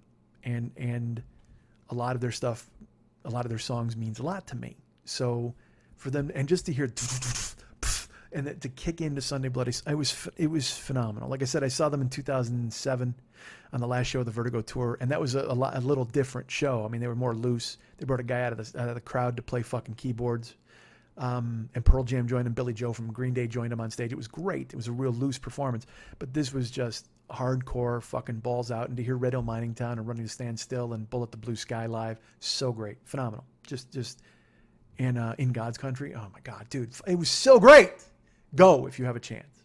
And the video screen is an unbelievable achievement. It's just, they're still there, and you can see them, but behind them is all of this stuff unfolding. And check them out. I mean, it was really, and you don't need me to tell you to check out fucking U2. But the point is, I was proud.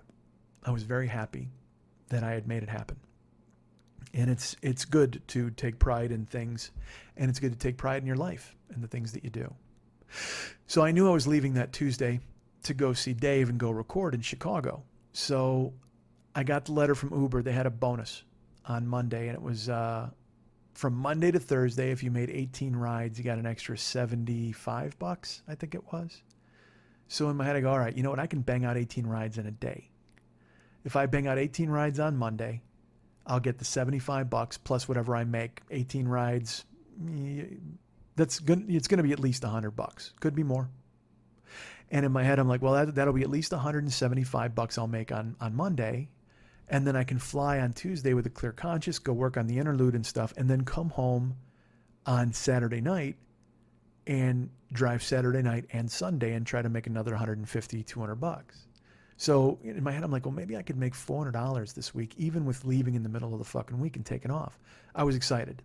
And again, proud that I was grabbing the control and sitting down and actually making a budget and figuring money out. And because I had to buy a plane ticket to go see Dave. And so I had to budget that in and then budgeting bills and health insurance. And you all have bills. You pay your gas bill, you pay your electric bill, you pay everything. I pay my cell bill, I pay my DirecTV bill, I pay all this stuff. And that's another thing, like I said, that I'm proud of. When I sat down and I look at achievements, and these are small achievements, but they're achievements nonetheless. When you sit down and you go, you know what? Since 2013, I've paid my rent every month. I've never missed it. I've never been late. I pay my cell phone bill. I pay my DirecTV bill. I pay my health insurance. I pay for a personal trainer every week, which is not cheap. And I pay for a therapist every week, which is also not cheap. I don't do Shannon through my insurance. It's a completely different thing. Because when I needed to go find her, I didn't have Obamacare at the time. I didn't have the ACA. So I needed to find somebody I could pay quick to save me and save the things I thought were worth saving at the time. So I've stayed with her because of that. And then I see John, and sometimes he's got to float me a couple of weeks, and then I get him later on because I drive hard and I make some dough, or something always comes through. But when I look at it, I go, Jesus Christ, I've done these things. These are all accomplishments. I've stayed afloat. Like I said, I live alone in Los Angeles.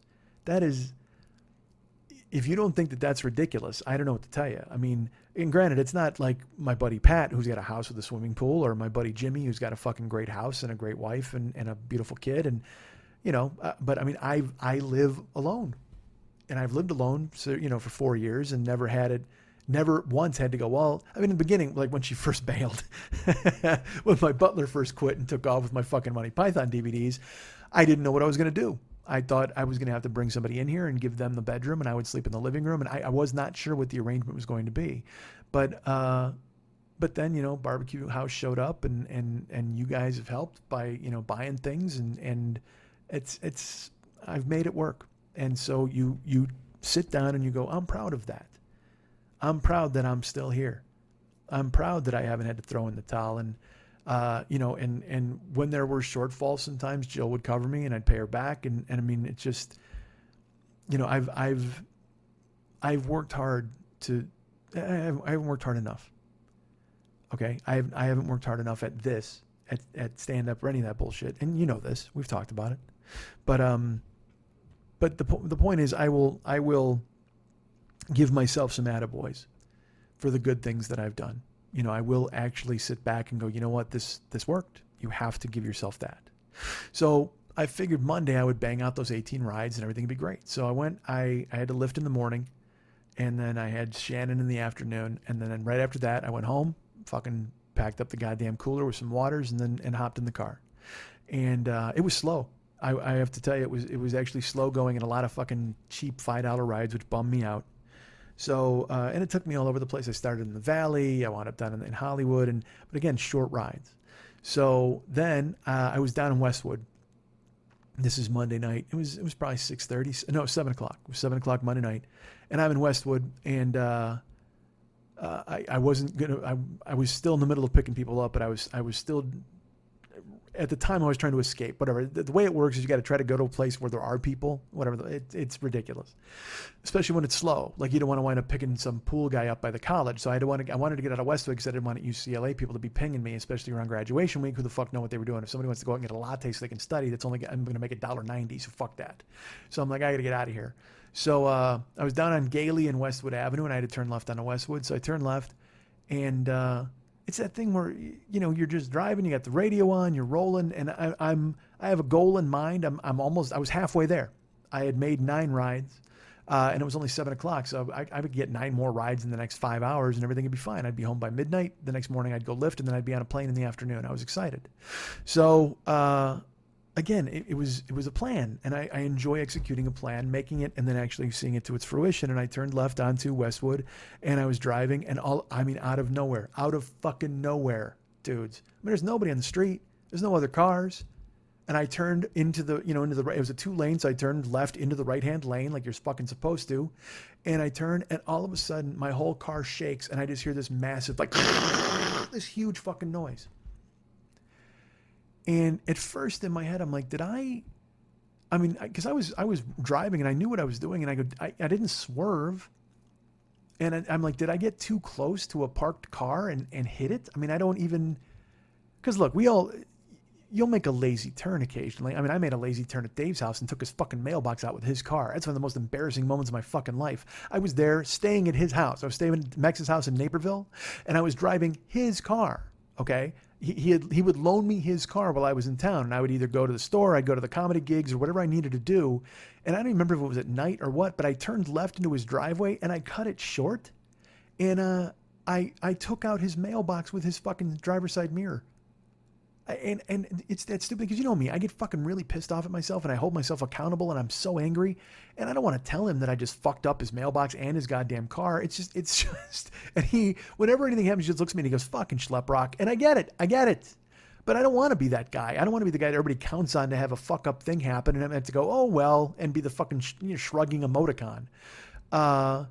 But it happened. I cut that short left, and I clipped it with his mirror, and I fucked his mailbox up. And I'm like, Jesus Christ. So you're capable of doing it if you're not concentrating, you're not looking. But I wasn't even, like, I stopped the car, and I looked, and I'm not even close to the other cars. So I get out of my vehicle, I put it in park, and I throw my flashers on, and I walk out, and my bumper is on the fucking ground. My bumper is off the fucking car, and it's just laying there. And I stare at it and I look up and there's this fucking dopey bald dude who gets out of his car and what he was doing, get this, I'm turning left. He's pulling away from the curb. He's parked at a meter. And he fucking guns it and hits me as I pass him. So I get out of the car, and again, I'm 6'2", and I'm what, 320 these days, and I turn the corner on him, and I look at him, and I go, oh, come on, are you fucking kidding me? And he goes, hey, man, I was pulling away. I was pulling away from the meter. I was just trying to pull out. You should have looked. And I go, come on. I go, don't even attempt that. I go, you got to wait for me to clear you. I go, you can't pull out until everybody's gone. You have to wait for me to clear. And there's a beat, and he goes, I know, I'm sorry. Because he tried to talk me into thinking that it might have been my fault, but there's no fucking way. I mean, I'm not eating that, and it's his fault. He's pulling away from the curb. He doesn't even look, and he bashes me. Tears my bumper off of my fucking car. So I looked down at his car. The only damage is there's like my paint is all over his quarter panel and his front bumper, and his bumper is jutted out. Like part of, because he had a fucking Super or some shit. I don't know, souped up Toyota thing. And it had so his bumper is pulled out a little bit, a tiny bit. Like whatever his bumper hooked into mine and tore mine completely the fuck off.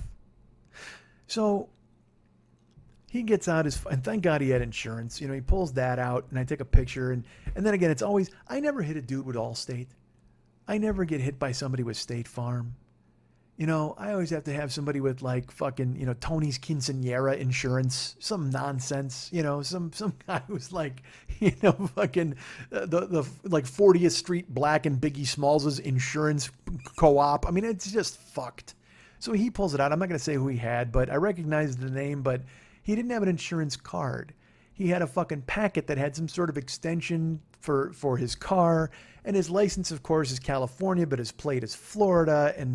And his insurance is still in Florida. Because I told you, when that fucking chick rear-ended me in the Murano, that fucking drunk chick, all of her shit said Texas. She had a California license, but she had Texas insurance. And in my head, I'm like, man, you got to be fucking kidding me. All over again? Really? So I took pictures. So I started taking pictures of his shit. And this was what made me laugh. He's just standing there. He goes, do you have insurance? And I go, yeah. And I give him my insurance. I gave him my license. And he doesn't even, he didn't take photos of it, I don't think. I think he started to write it down, it looked like. But I'm taking photos of his fucking license and photos of his insurance. I took photos of my car with the bumper. But here was the key. When he stopped in his tracks after he hit me. So the photos I have are he's a third of the way out of a parking spot. See, his ass is still against the curb, but his nose is in traffic. So you can clearly see that he fucking pulled out when he shouldn't have, and he clipped me in the fucking side. So I get those photos. I'm taking those photos. I'm taking side photos, take a picture of his damage, take pictures of my damage. And I took about 7 pictures of from the front of where he was coming out, and then pictures from the back so you can see where my car was and the angle. And I took pictures of the intersection. Dude, I'm actually getting good at this. I'm the fucking Peter Parker of goddamn traffic accident photographs. I mean, I've done it so much. I should put out a fucking pop-up book of intersections where I've gotten fucking finger blasted by a goddamn car. So he keeps going, well, I'm going to go. And I go, well, do you have everything you need? You got all the insurance? And he goes, yeah, I'm fine. I'm going to go. He only started taking photos because I started taking photos. Then the photo he took was he took the photo of back of my car, and then I think he took a photo of his bumper. That was it. And then he got in his car. I'm still writing on his trunk. I'm still putting his insurance up and taking photos. And I go, hey. And he comes out and he takes the insurance away. And then I take the stuff and he goes to drive away, and I get in my car, and then I'm just sitting there. And because now I'm alone, trying to figure, and you know what happens when I'm alone. He pulls around me, and then all of a sudden he hits his brakes, and he comes running out, and he goes, you have my license? And what do you mean? He goes, you have my license. And sometimes that'll happen. I look in my wallet. It's not there. I go, I don't, man. He goes, oh, it must be in my car. And he runs away, gets in his car and drives off. Now I can't drive off because my bumper is on the fucking ground.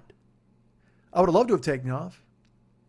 And in my head, I sit in the car and I start to pace it together, and I'm like, man, do I even fucking make the attempt to try to get this bonus? Because I only needed 9 more rides. In my head, I'm like, that's like 4 or 5 hours of driving.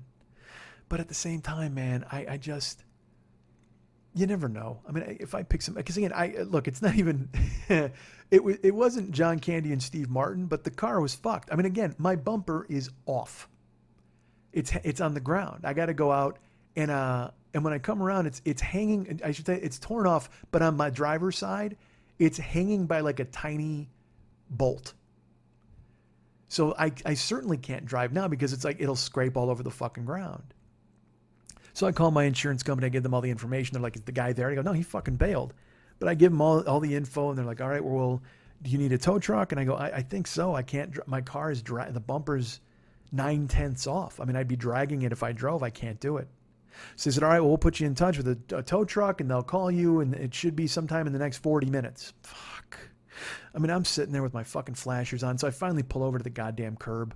I'm sitting by a Chick-fil-A, and the guy who's asking all the information, you know, I mean, look, my insurance company isn't actually Allstate anymore either, unfortunately, because of all the bullshit I've been through. But they have never done me wrong. I got to tell you what, for a small company, they have always been balls out and fucking helped me out, sent a lawyer to the fucking small claims, all that shit. And but the only thing is they need to hire new people at night because these guys ask the same fucking questions over and over. And I give him the address a few times, and he's like, "Are you by a Chick-fil-A?" "Yeah, I'm by a Chick-fil-A. What the fuck does that matter?" I mean, he's just like, "Well, I just want to make sure I got it right on the map." I'm like, "All right, so tell the tow truck driver to go to Chick-fil-A. What the fuck?" So he cuts me loose, and then I'm in the car, and I texted a photo to Lily because like, I'm not going to lie to you, man. I was so proud of myself, and I had made all these arrangements, and I was driving, and I was working. I was doing the things I needed to do to be a grown-up, to be an adult, to make a little extra money so I could go out of town and indulge myself and go record stuff. And now I'm fucked again. My car's got to get fixed. And now you got to go through the hassle of, because there were no witnesses. I mean, there were a ton of witnesses all over the fucking street, but I couldn't get anybody to come up and say something or give me their phone number. Nobody volunteered their information. There were like 35 people who saw it happen, but nobody stepped up. And I was like, oh, fuck, because it's going to be my word against this fucking cue balls. And I didn't know what he was going to say. He had just moved to town. Who knows what the fuck he's going to say? Because he tried to weasel out of it right when he got out of the fucking car. So I wouldn't put it past him to try to fucking bamboozle his fucking insurance company and have them put up a fight, and then it would have to be the photos and the forensics and all that horse shit. So I was in the car, and again, it's the hassle. I've talked to you about this before. Life happens. We all know that. But then you got to deal with it. And there's, when it's not of your own creation, this is the third accident I've been in 30 months, and none of them were my fault. I had a drunk chick rear-ended me with no insurance. Totals out my Murano. I get the Chrysler 200. We make that arrangement with Jill, and then that gets destroyed by a guy doing a U-turn. But again, none of these, that's not my fault, so I get money. So then I buy this car, and then this happens. Not my fault. So I don't know, but who knows what they're going to claim. And you know, I will admit, sitting there at the curb, bumper on the ground, waiting to hear from a tow truck, that is a difficult time to have nobody. That's a very, very hard time to have nobody. Particularly for somebody like me who's such a fucking Grand Canyon waiting to be filled with, it'll be all right. So to sit there in your car, again, flashers on, and doing the damage control and knowing, well, fuck, I don't know if this guy's going to cop to it. I got to get towed. I got to get home. I got to get to the airport tomorrow. I make my living with my car. So that's in play. I don't even know. And it's not even make my living. I make my living doing this. This is my job. The other thing I do just to keep my head above water. That helps. But this is what I'm supposed to be doing. So, but to know that the thing that kind of keeps my head above water is going to be on the shelf for God knows how long, and who knows if I'm going to get blamed. And all you want in that moment is somebody to tell you it's going to be okay. And I look, I won't lie. I thought of the people I could contact. You know, Lily was very busy with her festival, and it was a Monday, so she was going to be doing the teas. But I texted her. You know, I just sent her a photo of the car, and she's like, "Are you okay?" I go, "I'm not hurt. It's just, you know, it's just kind of, it's square one."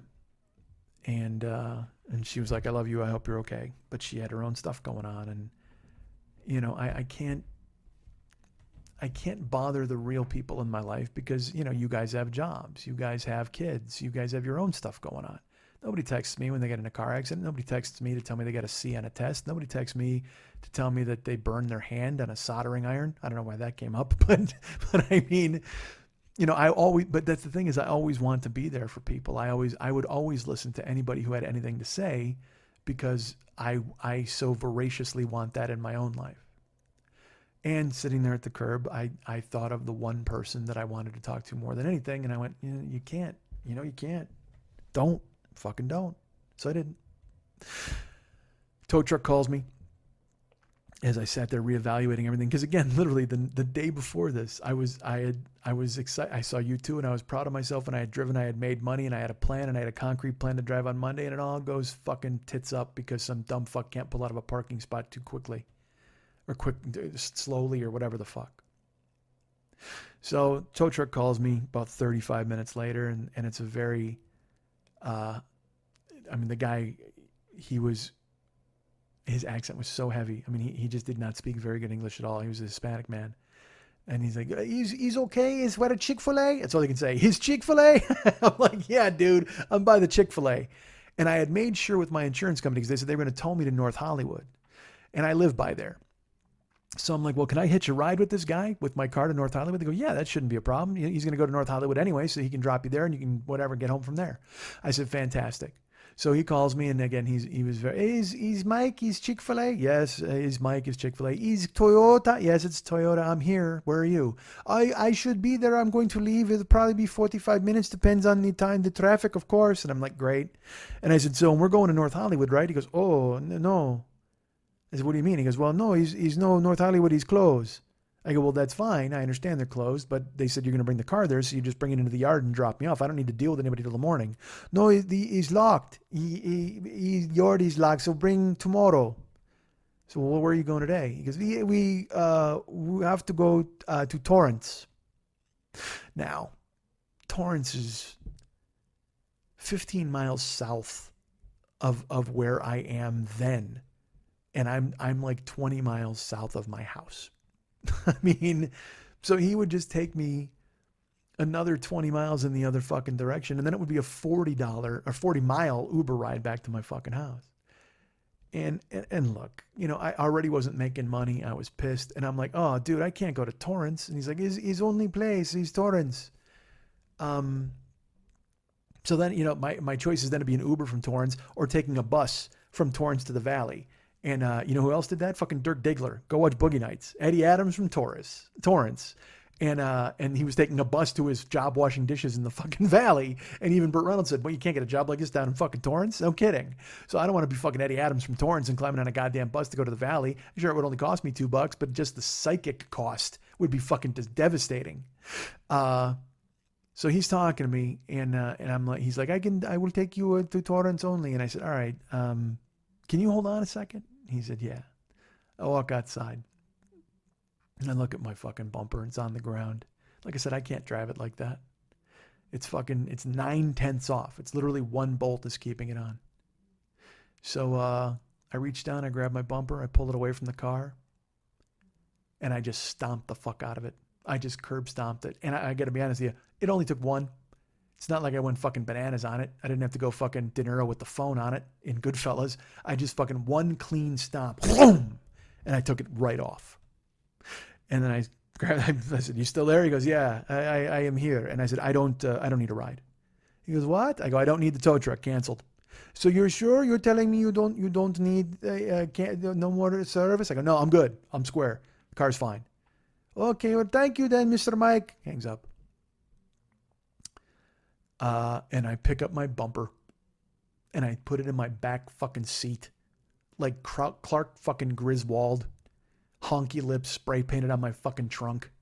And drive home in the white trash mobile that my car's become from getting noodled by a guy from fucking Florida. God damn it. I got a backseat full of bumper. And then even in my head, I'm like, well, you know what? I could probably do these 9 rides. No, you can't, motherfucker. You can't. You can't show up in a jalopy because one person complains about it and you're fucked. That's the way it works. It's like they do the inspection on your car. And if anybody writes and says, hey man, your car was bad news or it wasn't clean or it was dirty, you hear from the fucking company. Sure, you're an independent contractor, but if anything's wrong, they come after your ass. And look, the car ran fine. It was great. It had been washed. It smelled like lemons. It was terrific. It just had a fucking back seat full of goddamn bumper. I was going to have to go home and drop off before I wound up having to get anybody to get in the car and get their fucking drive on. So I went, don't do it. Just fucking go home, dude. Just go home. Because you know why? You got so much shit you got to take care of. And so I did. I went home. I texted Dave and I'm like, dude, I'm not coming tomorrow. I can't. Because I had to bring my car in the next fucking day to get fixed. And I knew it wasn't going to be like a quick fix.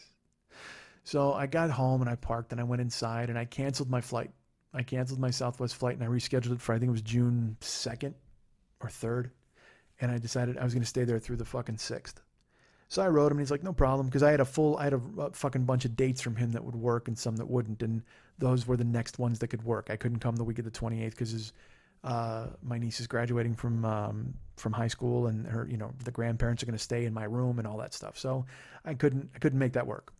So I texted him and I go, look, I got to change these flights. He goes, do whatever you got to do. Because I knew Tuesday was going to be a fucking hassle. I'd be on the phone. I'd be doing claims. I'd have to talk to his insurance company and my insurance company. And if I was going to have to fight, I was going to be home to fight. So I went out. I actually my adjuster called me in the morning because, at night you just talk to the customer service people. So I got my adjuster who called me. She was really nice. Again, those people do badass work. If you want a small insurance company that does the job, Mercury Insurance is your move. And if that's you're in California, I think, because man, they have really fucking gone to bat for me every single time. But she's asking me questions and I give her the whole lowdown and I tell her what happened. I tell her he apologized when he hopped out of the fucking car. I tell her he basically ran away after 5 minutes. And she's like, you got photos? I go, dude, do I got photos? I got a photo album. I got a whole fucking library. She's like, well, that's good. That always is better for us. I said, okay, well, how do I do them? Do I get them to you? What do we do here? She goes, I haven't heard from his insurance company yet, but when I do, we'll know what's up. I said, okay. She goes, was there any more damage besides your bumper? And I said, well, I don't know. I go, he didn't hit the engine or anything. She goes, well, what about the side of the car? I said, I just knew the bumper was off. I was like so shell-shocked by it and kind of thrown. I didn't even look. I go, hold on, I'll take a look. So I walked outside to my carport and I look at the passenger side of the car. This motherfucker, he hit me like just past my he hit the door, the driver's the front passenger door, just where where your mirror is. He hit me right there and then scraped the fuck out of my car all the way down and then tore the bumper off. So like my door is dented in, it's bent, the frame of the door looked bent. I just went, oh mother. So I took photos of that too, because God knows that's the first thing on my mind is I got to snap some fucking candids of my fucked up pile of shit car. And it wasn't a pile of shit. It's a gorgeous car. It's perfect. It's in perfect working shape until this motherfucker got a hold of it. So in my head, I just went, man, this is just, I'm fucking boned. I'm boned. So I wrote her and I'm like, yeah, I go, this is, you know what? He fucked up the side of the car too. And the doors and all that. She goes, well, here's the name of your body shop. Call them and see what you can do. But I can go ahead and schedule an appointment for you if you want. We can get you in there by Thursday. And I said, I'm supposed to be on a plane. I go, I canceled my flight, but if there was any way to, and she goes, I can get you in there today at noon. I was like, fuck yeah. So I went in there at noon. These dudes, because it was close to my house, she goes, I already arranged your rental through Enterprise and they'll pick you up because you got that with your coverage anyway. She goes, you got this deductible. You got to pay for your rental, certain amount per day. She goes, but the important thing is that you, make sure you keep all the bills and stuff. And if somehow his insurance company takes responsibility, you don't have to worry about it. They'll take care of it. We'll waive everything. I said, okay, that's all I needed to hear. So I go see the body shop dude. He right away, he looks at my car. He's like, great, we'll take it right this minute. Enterprise comes and picks me up, takes me to Enterprise. Dude, I was in and out of there. It might have taken an hour and 15 minutes. I've been used to this kind of shit happening and taking forever, but I popped in, they grabbed the car. They said, yeah, no problem. We'll square it up. We'll get this. They took photos. They go ahead. Enterprise will take you. I had my rental car and I was home. And then when I got home in my head, I go, because he said it would probably take at least a week. And then my insurance company told me June 9th. And I'm like, man, that's fucked. Cause that's like 15 days out of work, man. But then they said they'd try to get it done by the 1st. Who knows? Nobody knows. You never fucking know with these things. But the bottom line is they had it and they were fixing it. So I said, you know what? I'm going to Chicago anyway. And what if they fix it by the 3rd? And then I go out of town on the 4th? That's fucking ridiculous. So I called Mex. I'm like, dude, can I come in tomorrow? Like, I'll just change the flight back and I'll leave Wednesday instead of Tuesday of this week. He goes, yeah, whatever, just get here. And we'll get the work done. It'll be fine. So I did. That's how I did it. I worked it. I switched my flight.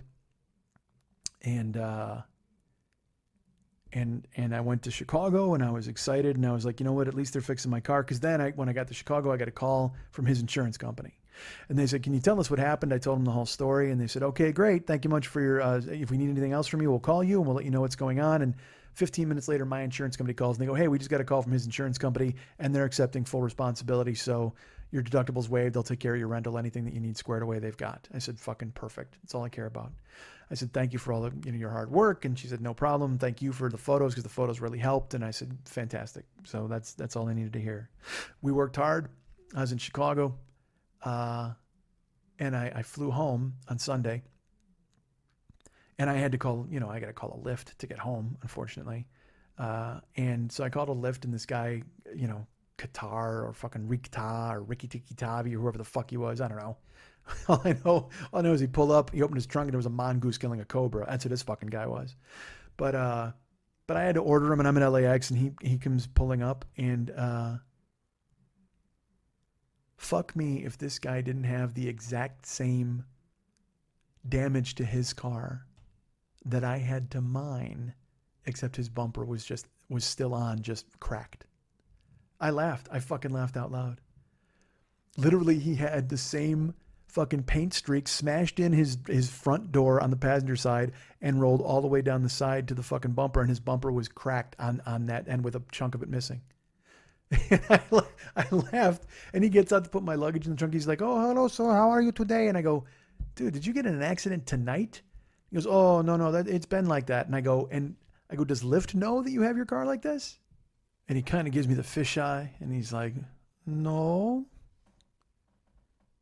Is there a problem? I said, last question. Do you know Manuel from Miami? He just stares at me. He's like, I don't know what you're... I go, never mind, forget it. It's a fucking in-joke, forget it. And I threw my stuff in his trunk and drove home and realized that if I was a true mercenary like Ricky Tiki Tavi, I could have made money the entire fucking week. But now, instead, I drive around in my rental Altima and I tell you guys about how proud I was of myself for a couple of days, and then everything came crashing back down because once again, I'm me. You guys can get me at MikeandMikeSchmidtComedy.com. You guys can be my friend at Facebook.com/the40year-old-boy. You can follow me at Twitter.com/the40year-old-boy. You can find me at Instagram and Snapchat.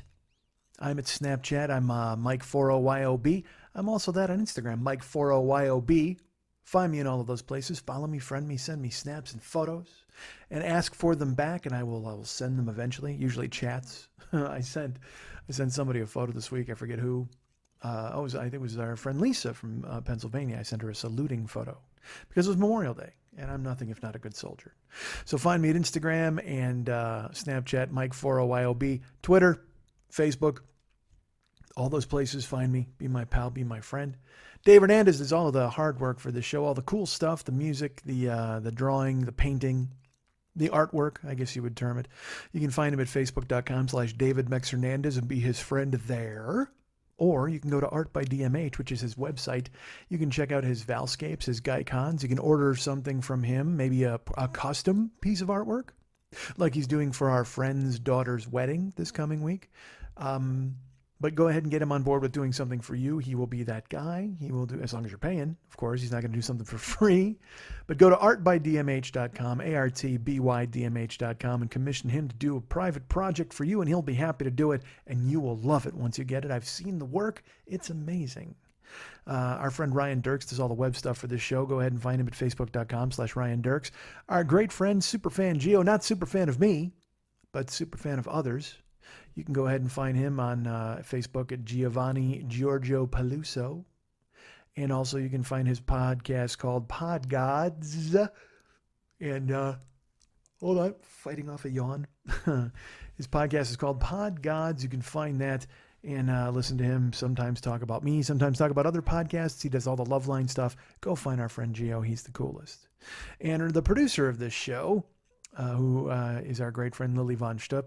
You can find her at several different Twitter accounts. Well, first find her at facebook.com/Lily Von Stupp. Be her friend on there. You can find her at several different Twitter accounts, twitter.com/HollywoodBQFest, twitter.com/Lily Von Stupp, twitter.com/MNTs, and twitter.com/Boobdini.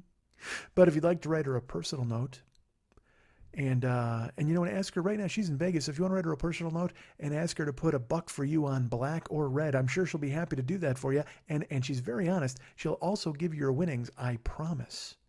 You can write her at lily@burlesque411.com. That's Lily, Lili, at burlesque411.com.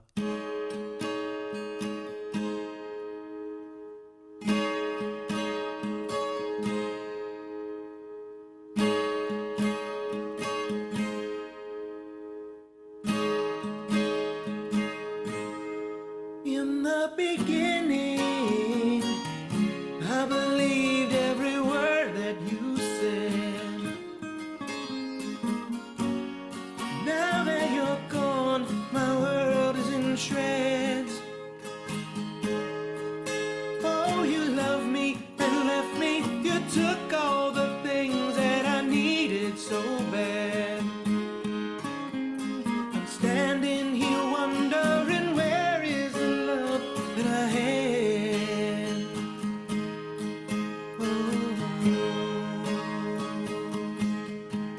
Give me silver, blue and gold, the color of the sky, I'm told. My rainbow is overdue.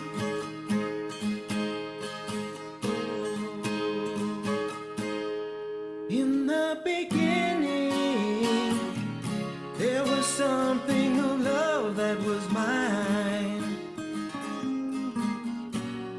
Now that it's gone, oh, I'm crying. Oh, the time that it takes for love to grow cold is a wonder to me. I'm walking around with my head hanging down. Tell me, where is she?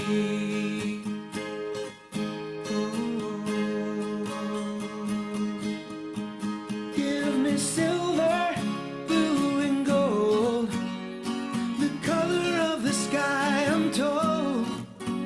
My rainbow is overdue.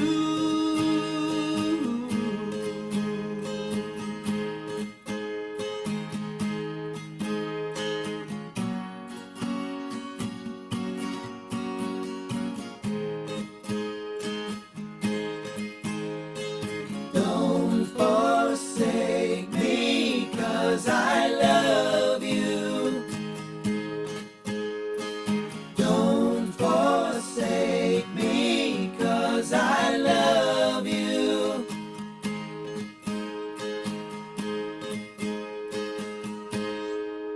Give me silver, blue and gold, the color of the sky, I'm told.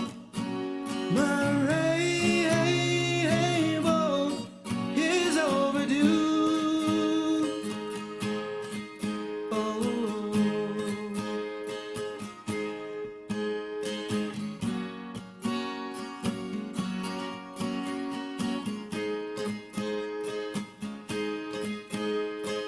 Don't forsake me, 'cause I love you. Don't forsake me, 'cause I love you.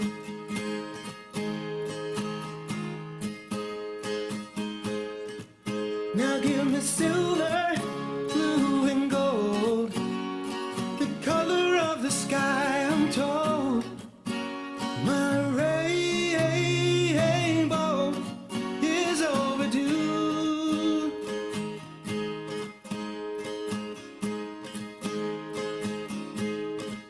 Now give me silver, blue and gold, the color of the sky, I'm told.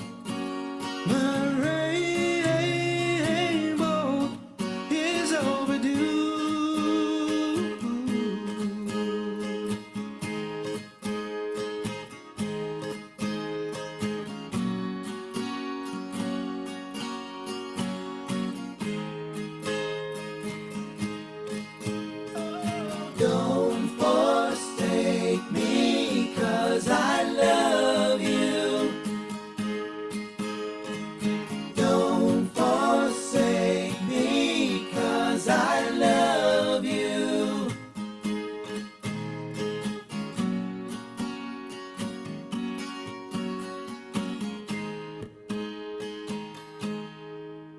Want to remind you folks about the Monday Night Teas every Monday night at the 3 Clubs on Vine at Santa Monica. The producer of that show is our great friend Lily Von Stupp, who is coming off a huge triumph at her Hollywood Burlesque Festival. We'll probably talk about that next week, as long as she's here. She's informed me that she may not be here next week. She wants to. She'll try. But, she's a whirlwind. She's performing. She's handling festivals. She's going to Vegas. She's doing shows there. She's on planes. And as we all know, she's made of basically pickup sticks. That's it. She's someone who is easily sick. I don't know. She's had a rough one. So she may be here next week. I hope she is. Otherwise, it'll be me. And you know what happens when I'm alone? This. But hopefully she'll be here next week. But you can go to the Monday Night Teas. Tickets are available at brownpapertickets.com/Monday Night Teas. Also go to facebook.com/Monday Night Teas. Follow the page there. You'll find out who's coming to town, what they're doing, when they're naked, how naked they're going to be, just what level of pink you will see. Because it's like the threat level. Remember when they used to have that color-coded chart? They have a pink level. They have a pink chart that'll tell you exactly what you're going to see when you come out to the teas. That's probably not true, and she'll probably yell at me. But that's available. If you go to facebook.com/Monday Night Teas, become a friend of the show and a friend of Monday Night Teas, and you'll find out who's coming and when they're going to be naked. It's fantastic. But like I said, Lily had the festival, and it went really well. And I'm looking forward to, in a couple of weeks, a listener is going to be in town. Our friend Sarah said that she's going to be in town from Australia. Perhaps she'll go talk to Dave, my mechanic. And she's coming and going to the teas, and I'll see her and going to hang out. It's going to be a total jam. So if you're in town ever on a Monday and you want to go to the teas, again, buy tickets, go there, we'll hang out, maybe we'll go to the taco truck, maybe we'll get something else. Who cares? I'm in. If I'm in town, I'm available. So hit me up. And that sounds oddly weird and desperate. I hope it doesn't, but that's just the way it is. So please go to Lily's page, become her friend, all that neat stuff, and follow the teas on Twitter. Fighting off a yawn, fighting through it, folks. It's late, as you know. Like I said, this show started about midnight. That'll tell you exactly what time it is now. So there, yeah, go to the teas. That's pretty cool. That's a great thing. We have sponsors, plenty of sponsors for this show. Remember, getthebutters.com is a sponsor of this show. If you use the code 40YOB over there, you'll save money on butters and balms and bombs and lubes and all sorts of cool stuff you can rub on your face. Getthebutters.com. That's our friend Jerome. He's a good guy. Go to getthebutters.com and buy a balm, a lube, a butter, a balm, all that neat stuff. Throw it all in your bathtub and dive in and get all soft and squishy. It's going to be fantastic, folks. Why not? And if you feel like it, like I said, you know what? Here's what I would do if I was you. I would buy a bath bomb and throw that in so it dissolves. And then I would get a balm and a lube. I would jump into the bathtub and I would just squirt it all over myself. I would balm myself up. I'd lube. I'd put on a mask. Use it all at once. Give yourself a complete Get the Butters experience and tell them the 40-year-old boy sent you. It's getthebutters.com. Use the code 40YOB and you will save money. He gets money, you get money, or you get stuff, I get money, whatever the fuck. I don't know how it goes, but that's the way it works. And please remember, our other sponsor is The Paranoid Strain. Yawning fuck. The Paranoid Strain by Fearful Jesuit. It's a podcast, and he is the host of said show. And I will tell you this: I don't think he's happy with me from his text messages. That's of course, but you know me, I read things weirdly. I have not had the chance to listen to his second episode because no excuses. I just haven't. I don't listen to my show. It's just not a thing that I do. When I go to the gym, I listen to music usually, and then I'm listening to music in my house. And, and then I was in Chicago for a few days, and then whatever the fuck, who cares? There's no excuse. The bottom line is I'm asking you people to go listen to The Paranoid Strain, hosted by Fearful Jesuit. Leave reviews in the iTunes store. Please tell him how much you love it, how much you love the theme song, how much you love everything that he does. He has also pointed out to me and sent me a picture, as a matter of fact, because I always make fun of the fact that he has business cards. He said, oh no, in fact, I do have business cards. And he sent me a photo of said business card. I don't know what that was supposed to do. Make me go, oh yes, you're right. You're not a liar. I didn't think he was lying. I was just making fun of the fact that he would have a business card, but he doubled down by sending me a photo of said business card. So, good for him. And I'm glad Fearful Jesuit has gone ahead and put ink to paper to tell people about his podcast, and also put money to my podcast to inform you that The Paranoid Strain exists. He would like you to go ahead and review it. And I will tell you this, it's only out every 2 months. So the new episodes, those first 2 are out in June, and then there's no new ones in July. But I owe the guy a week because he's like, well, we'll do it 1 month on, 1 month off. But because I have not listened to his second episode, he even said, he goes, well, you can skip this week if you haven't listened.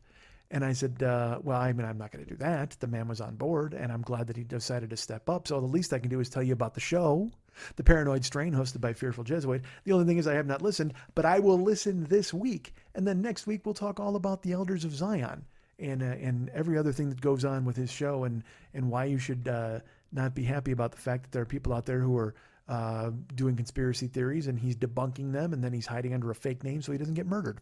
I'm on board with that. So The Paranoid Strain, hosted by Fearful Jesuit, available now in the iTunes store. Please leave a review. Let's send him some feedback. Tell him you heard about it through us, and it'll maybe make him realize that he didn't make the worst decision of his life by getting me involved. And he can also have some time answering you guys and engaging you and not sending me photos of his business card. That'd be perfect. So thank you. Go ahead and get him on board. So those were our sponsors, of course.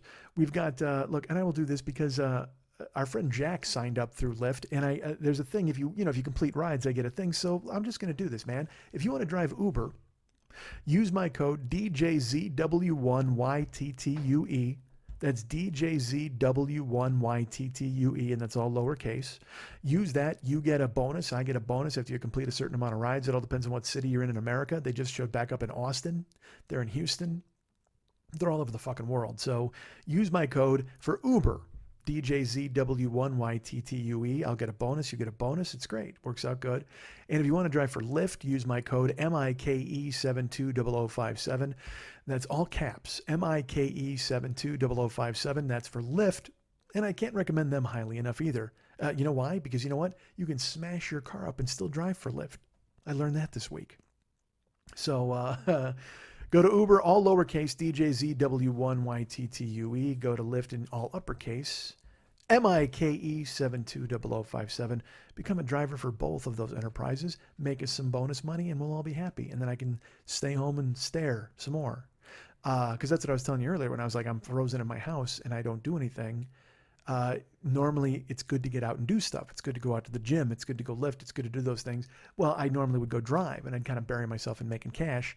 And then I was in that accident Monday, and that's what kind of put me on my ass. And like I said, it's difficult to have that happen when you don't have anybody, and then you want to reach out, and who cares? I'm covering ground I already trod in this fucking show. But go ahead and use my codes, and then you too can get in an accident. It'll be fantastic. Please remember, we've got the website, MikeSchmidtComedy.com. Go to the Joe Business page. We've got all sorts of stuff we're selling there. We've got, DVDs. No, there's no DVDs. There's download sets. There's shirts. There's Heroes and Word Pimp Schmitty and the Misanthropic Gangster, which is music from the show. All that stuff's available right there on the website. Check it out. We still have the deal with tweakedaudio.com. If you use the code Mike40YOB, I believe, or the code 40YOB, I think there. And that works out great. You'll get earbuds and everybody's happy. Please remember that our Amazon link is right there on the Mike Schmidt, the Joe Business page. And then, you're not even directly giving me cash. You're just using the link. You're clicking through. And then you're buying stuff you normally would have bought anyway. And then they get money, we get money, you get stuff. It's perfect. It's a really simple and easy way to help the show. Use the Amazon link whenever you get a chance to purchase anything in Amazon. You're going to get your stuff. I'm going to get a little cut of it. And it really helps the show out. May was a good month. I just looked and checked. And I can't thank you all enough for having that be cool. And, I'm going to do, I guess we should talk about this. There's the YouTube channel, of course. The YouTube channel exists, and it's something everybody loves. Thank you so much for going ahead. And Gio I think he's finally completed everything. The last time I talked to him, year 9 was uploading. I don't know if it's officially completely up yet, but he's the man. He's worked very hard. Superfan Gio, not superfan of me, but superfan of others. And you can go ahead and check out his all of his stuff and see his handiwork right over there at the YouTube channel. That's Mike. Or is it YouTube channel? Just put in the 40-year-old boy in YouTube and it'll come up. And there's all sorts of stuff you can listen to. There's every show of this show in the past. Just go find a random year 4 show.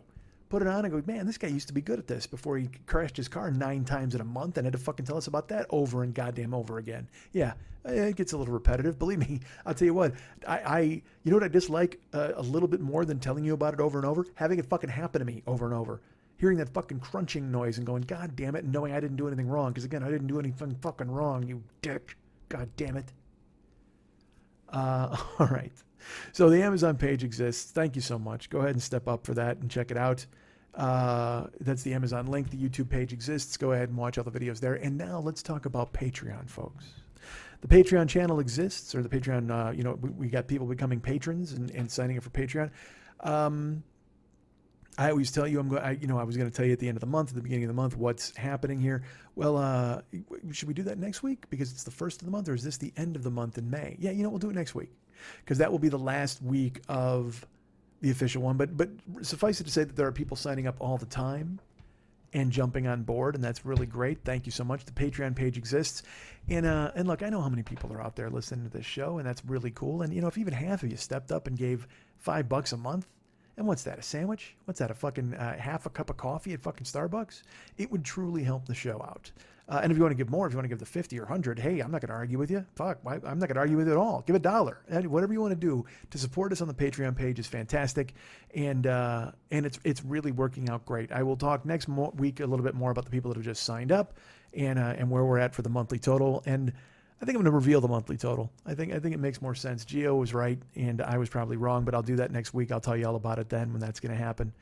But there are patrons out there who have signed up, and you guys can go ahead and do the exact same thing. And a lot of you have been very nice about not needing rewards and things like that, which is really cool. But I still have to, I got to contact people and find out what personal podcast they want to do. If they want me to do it via Skype, I don't know how they want to handle their business, or I don't know how they want to handle my business. But as soon as they do want to know, then I'll go ahead and take care of it and get them their personal podcasts and every other thing. And we have some really cool ideas coming up for year 10. Dave and I have thought about some stuff that might happen. I mean, I always feel a little weird just trying to put up video clips of nonsense. But, we put some stuff up on the Joker's page last week. We put up a video of me in a stupid sombrero, and people are like, man, that's pretty awesome. It's great. So thank you. But I want to say this. When you look at the tier levels on Patreon, the top level is the Seth and Brandy Golden Ticket. And that's, if you're familiar with this show, if you're new, I'll tell you about it a little bit. Probably 6 years ago. I don't know how long ago it was, 2008, maybe 10. God Christ, that might have been 9 years ago, 8 years ago. Fuck. I don't know. But the bottom line is there was a listener named Seth and his girlfriend Brandy, and they made a donation to the show. They brought me to New York. I went and met them for New Year's Eve. I actually got 3 whole shows out of it, and it was fantastic. It was an unbelievable experience. And so I told them then, anything you want is yours. Whatever you want to be, any tickets to any show I ever do, wherever I go, whatever's happening, it'll be great. And let's talk about this really quickly. We're coming to Kansas City.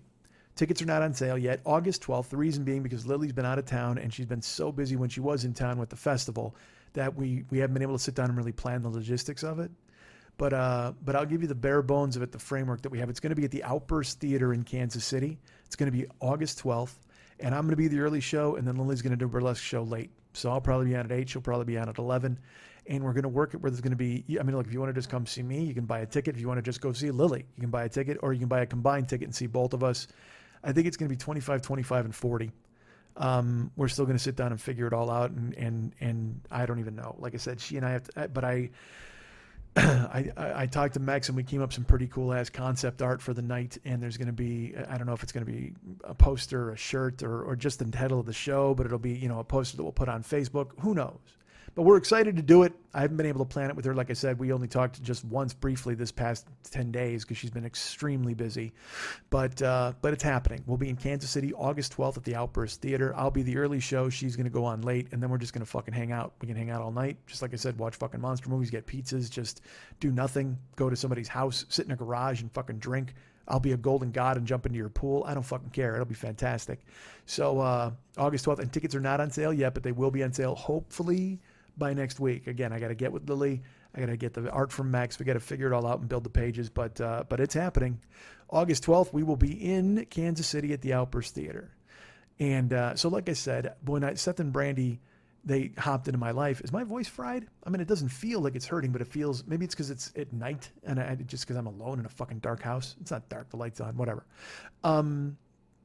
But I have had water a couple of times to try to, because I thought it sounded kind of hinky to me. Whatever. I'm sure you'll write it and tell me, no, your voice is fucking awful all the time.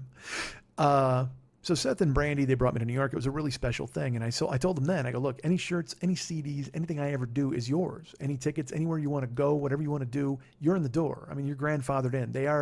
absolutely my +2 for the rest of my life because they really stepped up in a cool way. And that's how I feel about Ahmad. Now, Ahmad is a guy who, in Kuwait, who's always going to be whatever he wants. I mean, I don't care. It's unbelievable levels of support, and all of you have. But I'm just, there's levels and then there's levels. So I, 10 days ago, a week ago, I get an email from fucking Seth. I mean, I haven't heard from this guy probably since New York. I mean, maybe a week after he wrote me to say thanks, but I haven't heard from Seth and Brandy. I don't know anything about them. I don't know what's going on, but I get an email. First I get a tweet from him, and I don't recognize, I only saw the name Seth and his last name, and I didn't put it together. And in Twitter, it's 140 characters, so he couldn't go, hey, it's me from New York, whatever, but because he said something like, it's me via New York. And I still didn't put it together until I got his email. And I went, holy fuck, it's Seth out of nowhere. From out of the past. He comes stomping into my life, and I was fucking thrilled. So, of course, I was so thrilled, I didn't answer his email. Why the fuck would I do that? That just seems ridiculous. So then he writes me on Snapchat, and I mean, I can handle that. That's bite-sized, and he sends me a photo, and it's him, and he just writes, hey, man, I'm here. I'm still listening. I'm back listening, and I'm excited, and I'm, and he's had some very, very nice things to say to me, just like he did in New York, and I wrote him back, and I said, look, I owe you an email and probably a tweet, but I'm glad you're back listening, and I hope everything's well, and I can't wait to catch up with you and find out what's going on. And then just today, he became a patron on the Patreon page, which, I mean, is obscene. I mean, he's done so much in the past. It's like if Eric Butterfield had to fucking give me money. It would make no sense. This isn't happening without Eric Butterfield. This isn't happening without Seth and Brandy. It's not happening with all of you guys. It's not happening without Ahmad. I mean, it's just, we're all in this kind of together as far as I'm concerned. You care and everybody cares. But for Seth to become a patron, it made me so happy. It was also, like I said, pointless, and he didn't need to do it. But it also made me see that he still values what I do, and he was still wanted to be on board and be a part of it. And he's a fucking dude. One of the tiers is named for him, and he still stepped up and became a patron. Now, did he become a patron at the Seth and Brandy Golden Ticket level? Of course he didn't, which I think is a little bit rude. I'm not going to lie to you. I think it seems out of line. I think if you're going to go ahead and jump on board, you should at least give the amount that your name is involved in, and don't just step up with some smaller amount. But whatever the fuck, man, I guess if you want to go away and hide for 7 years and then come back and go a little bit less than you should, then I guess I can't argue with you.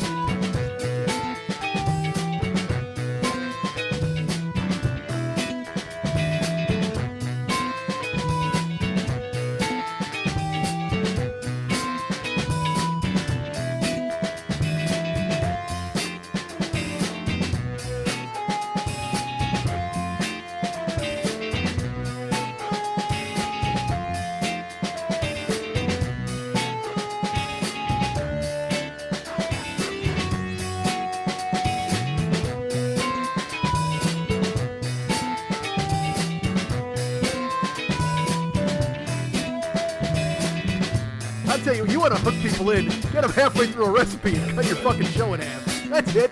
Do an hour about stew and then bail, get on a plane, and then come back and revisit it 2 days later, because that's the most important stew in the universe. Were there noodles or rice involved? Stay tuned!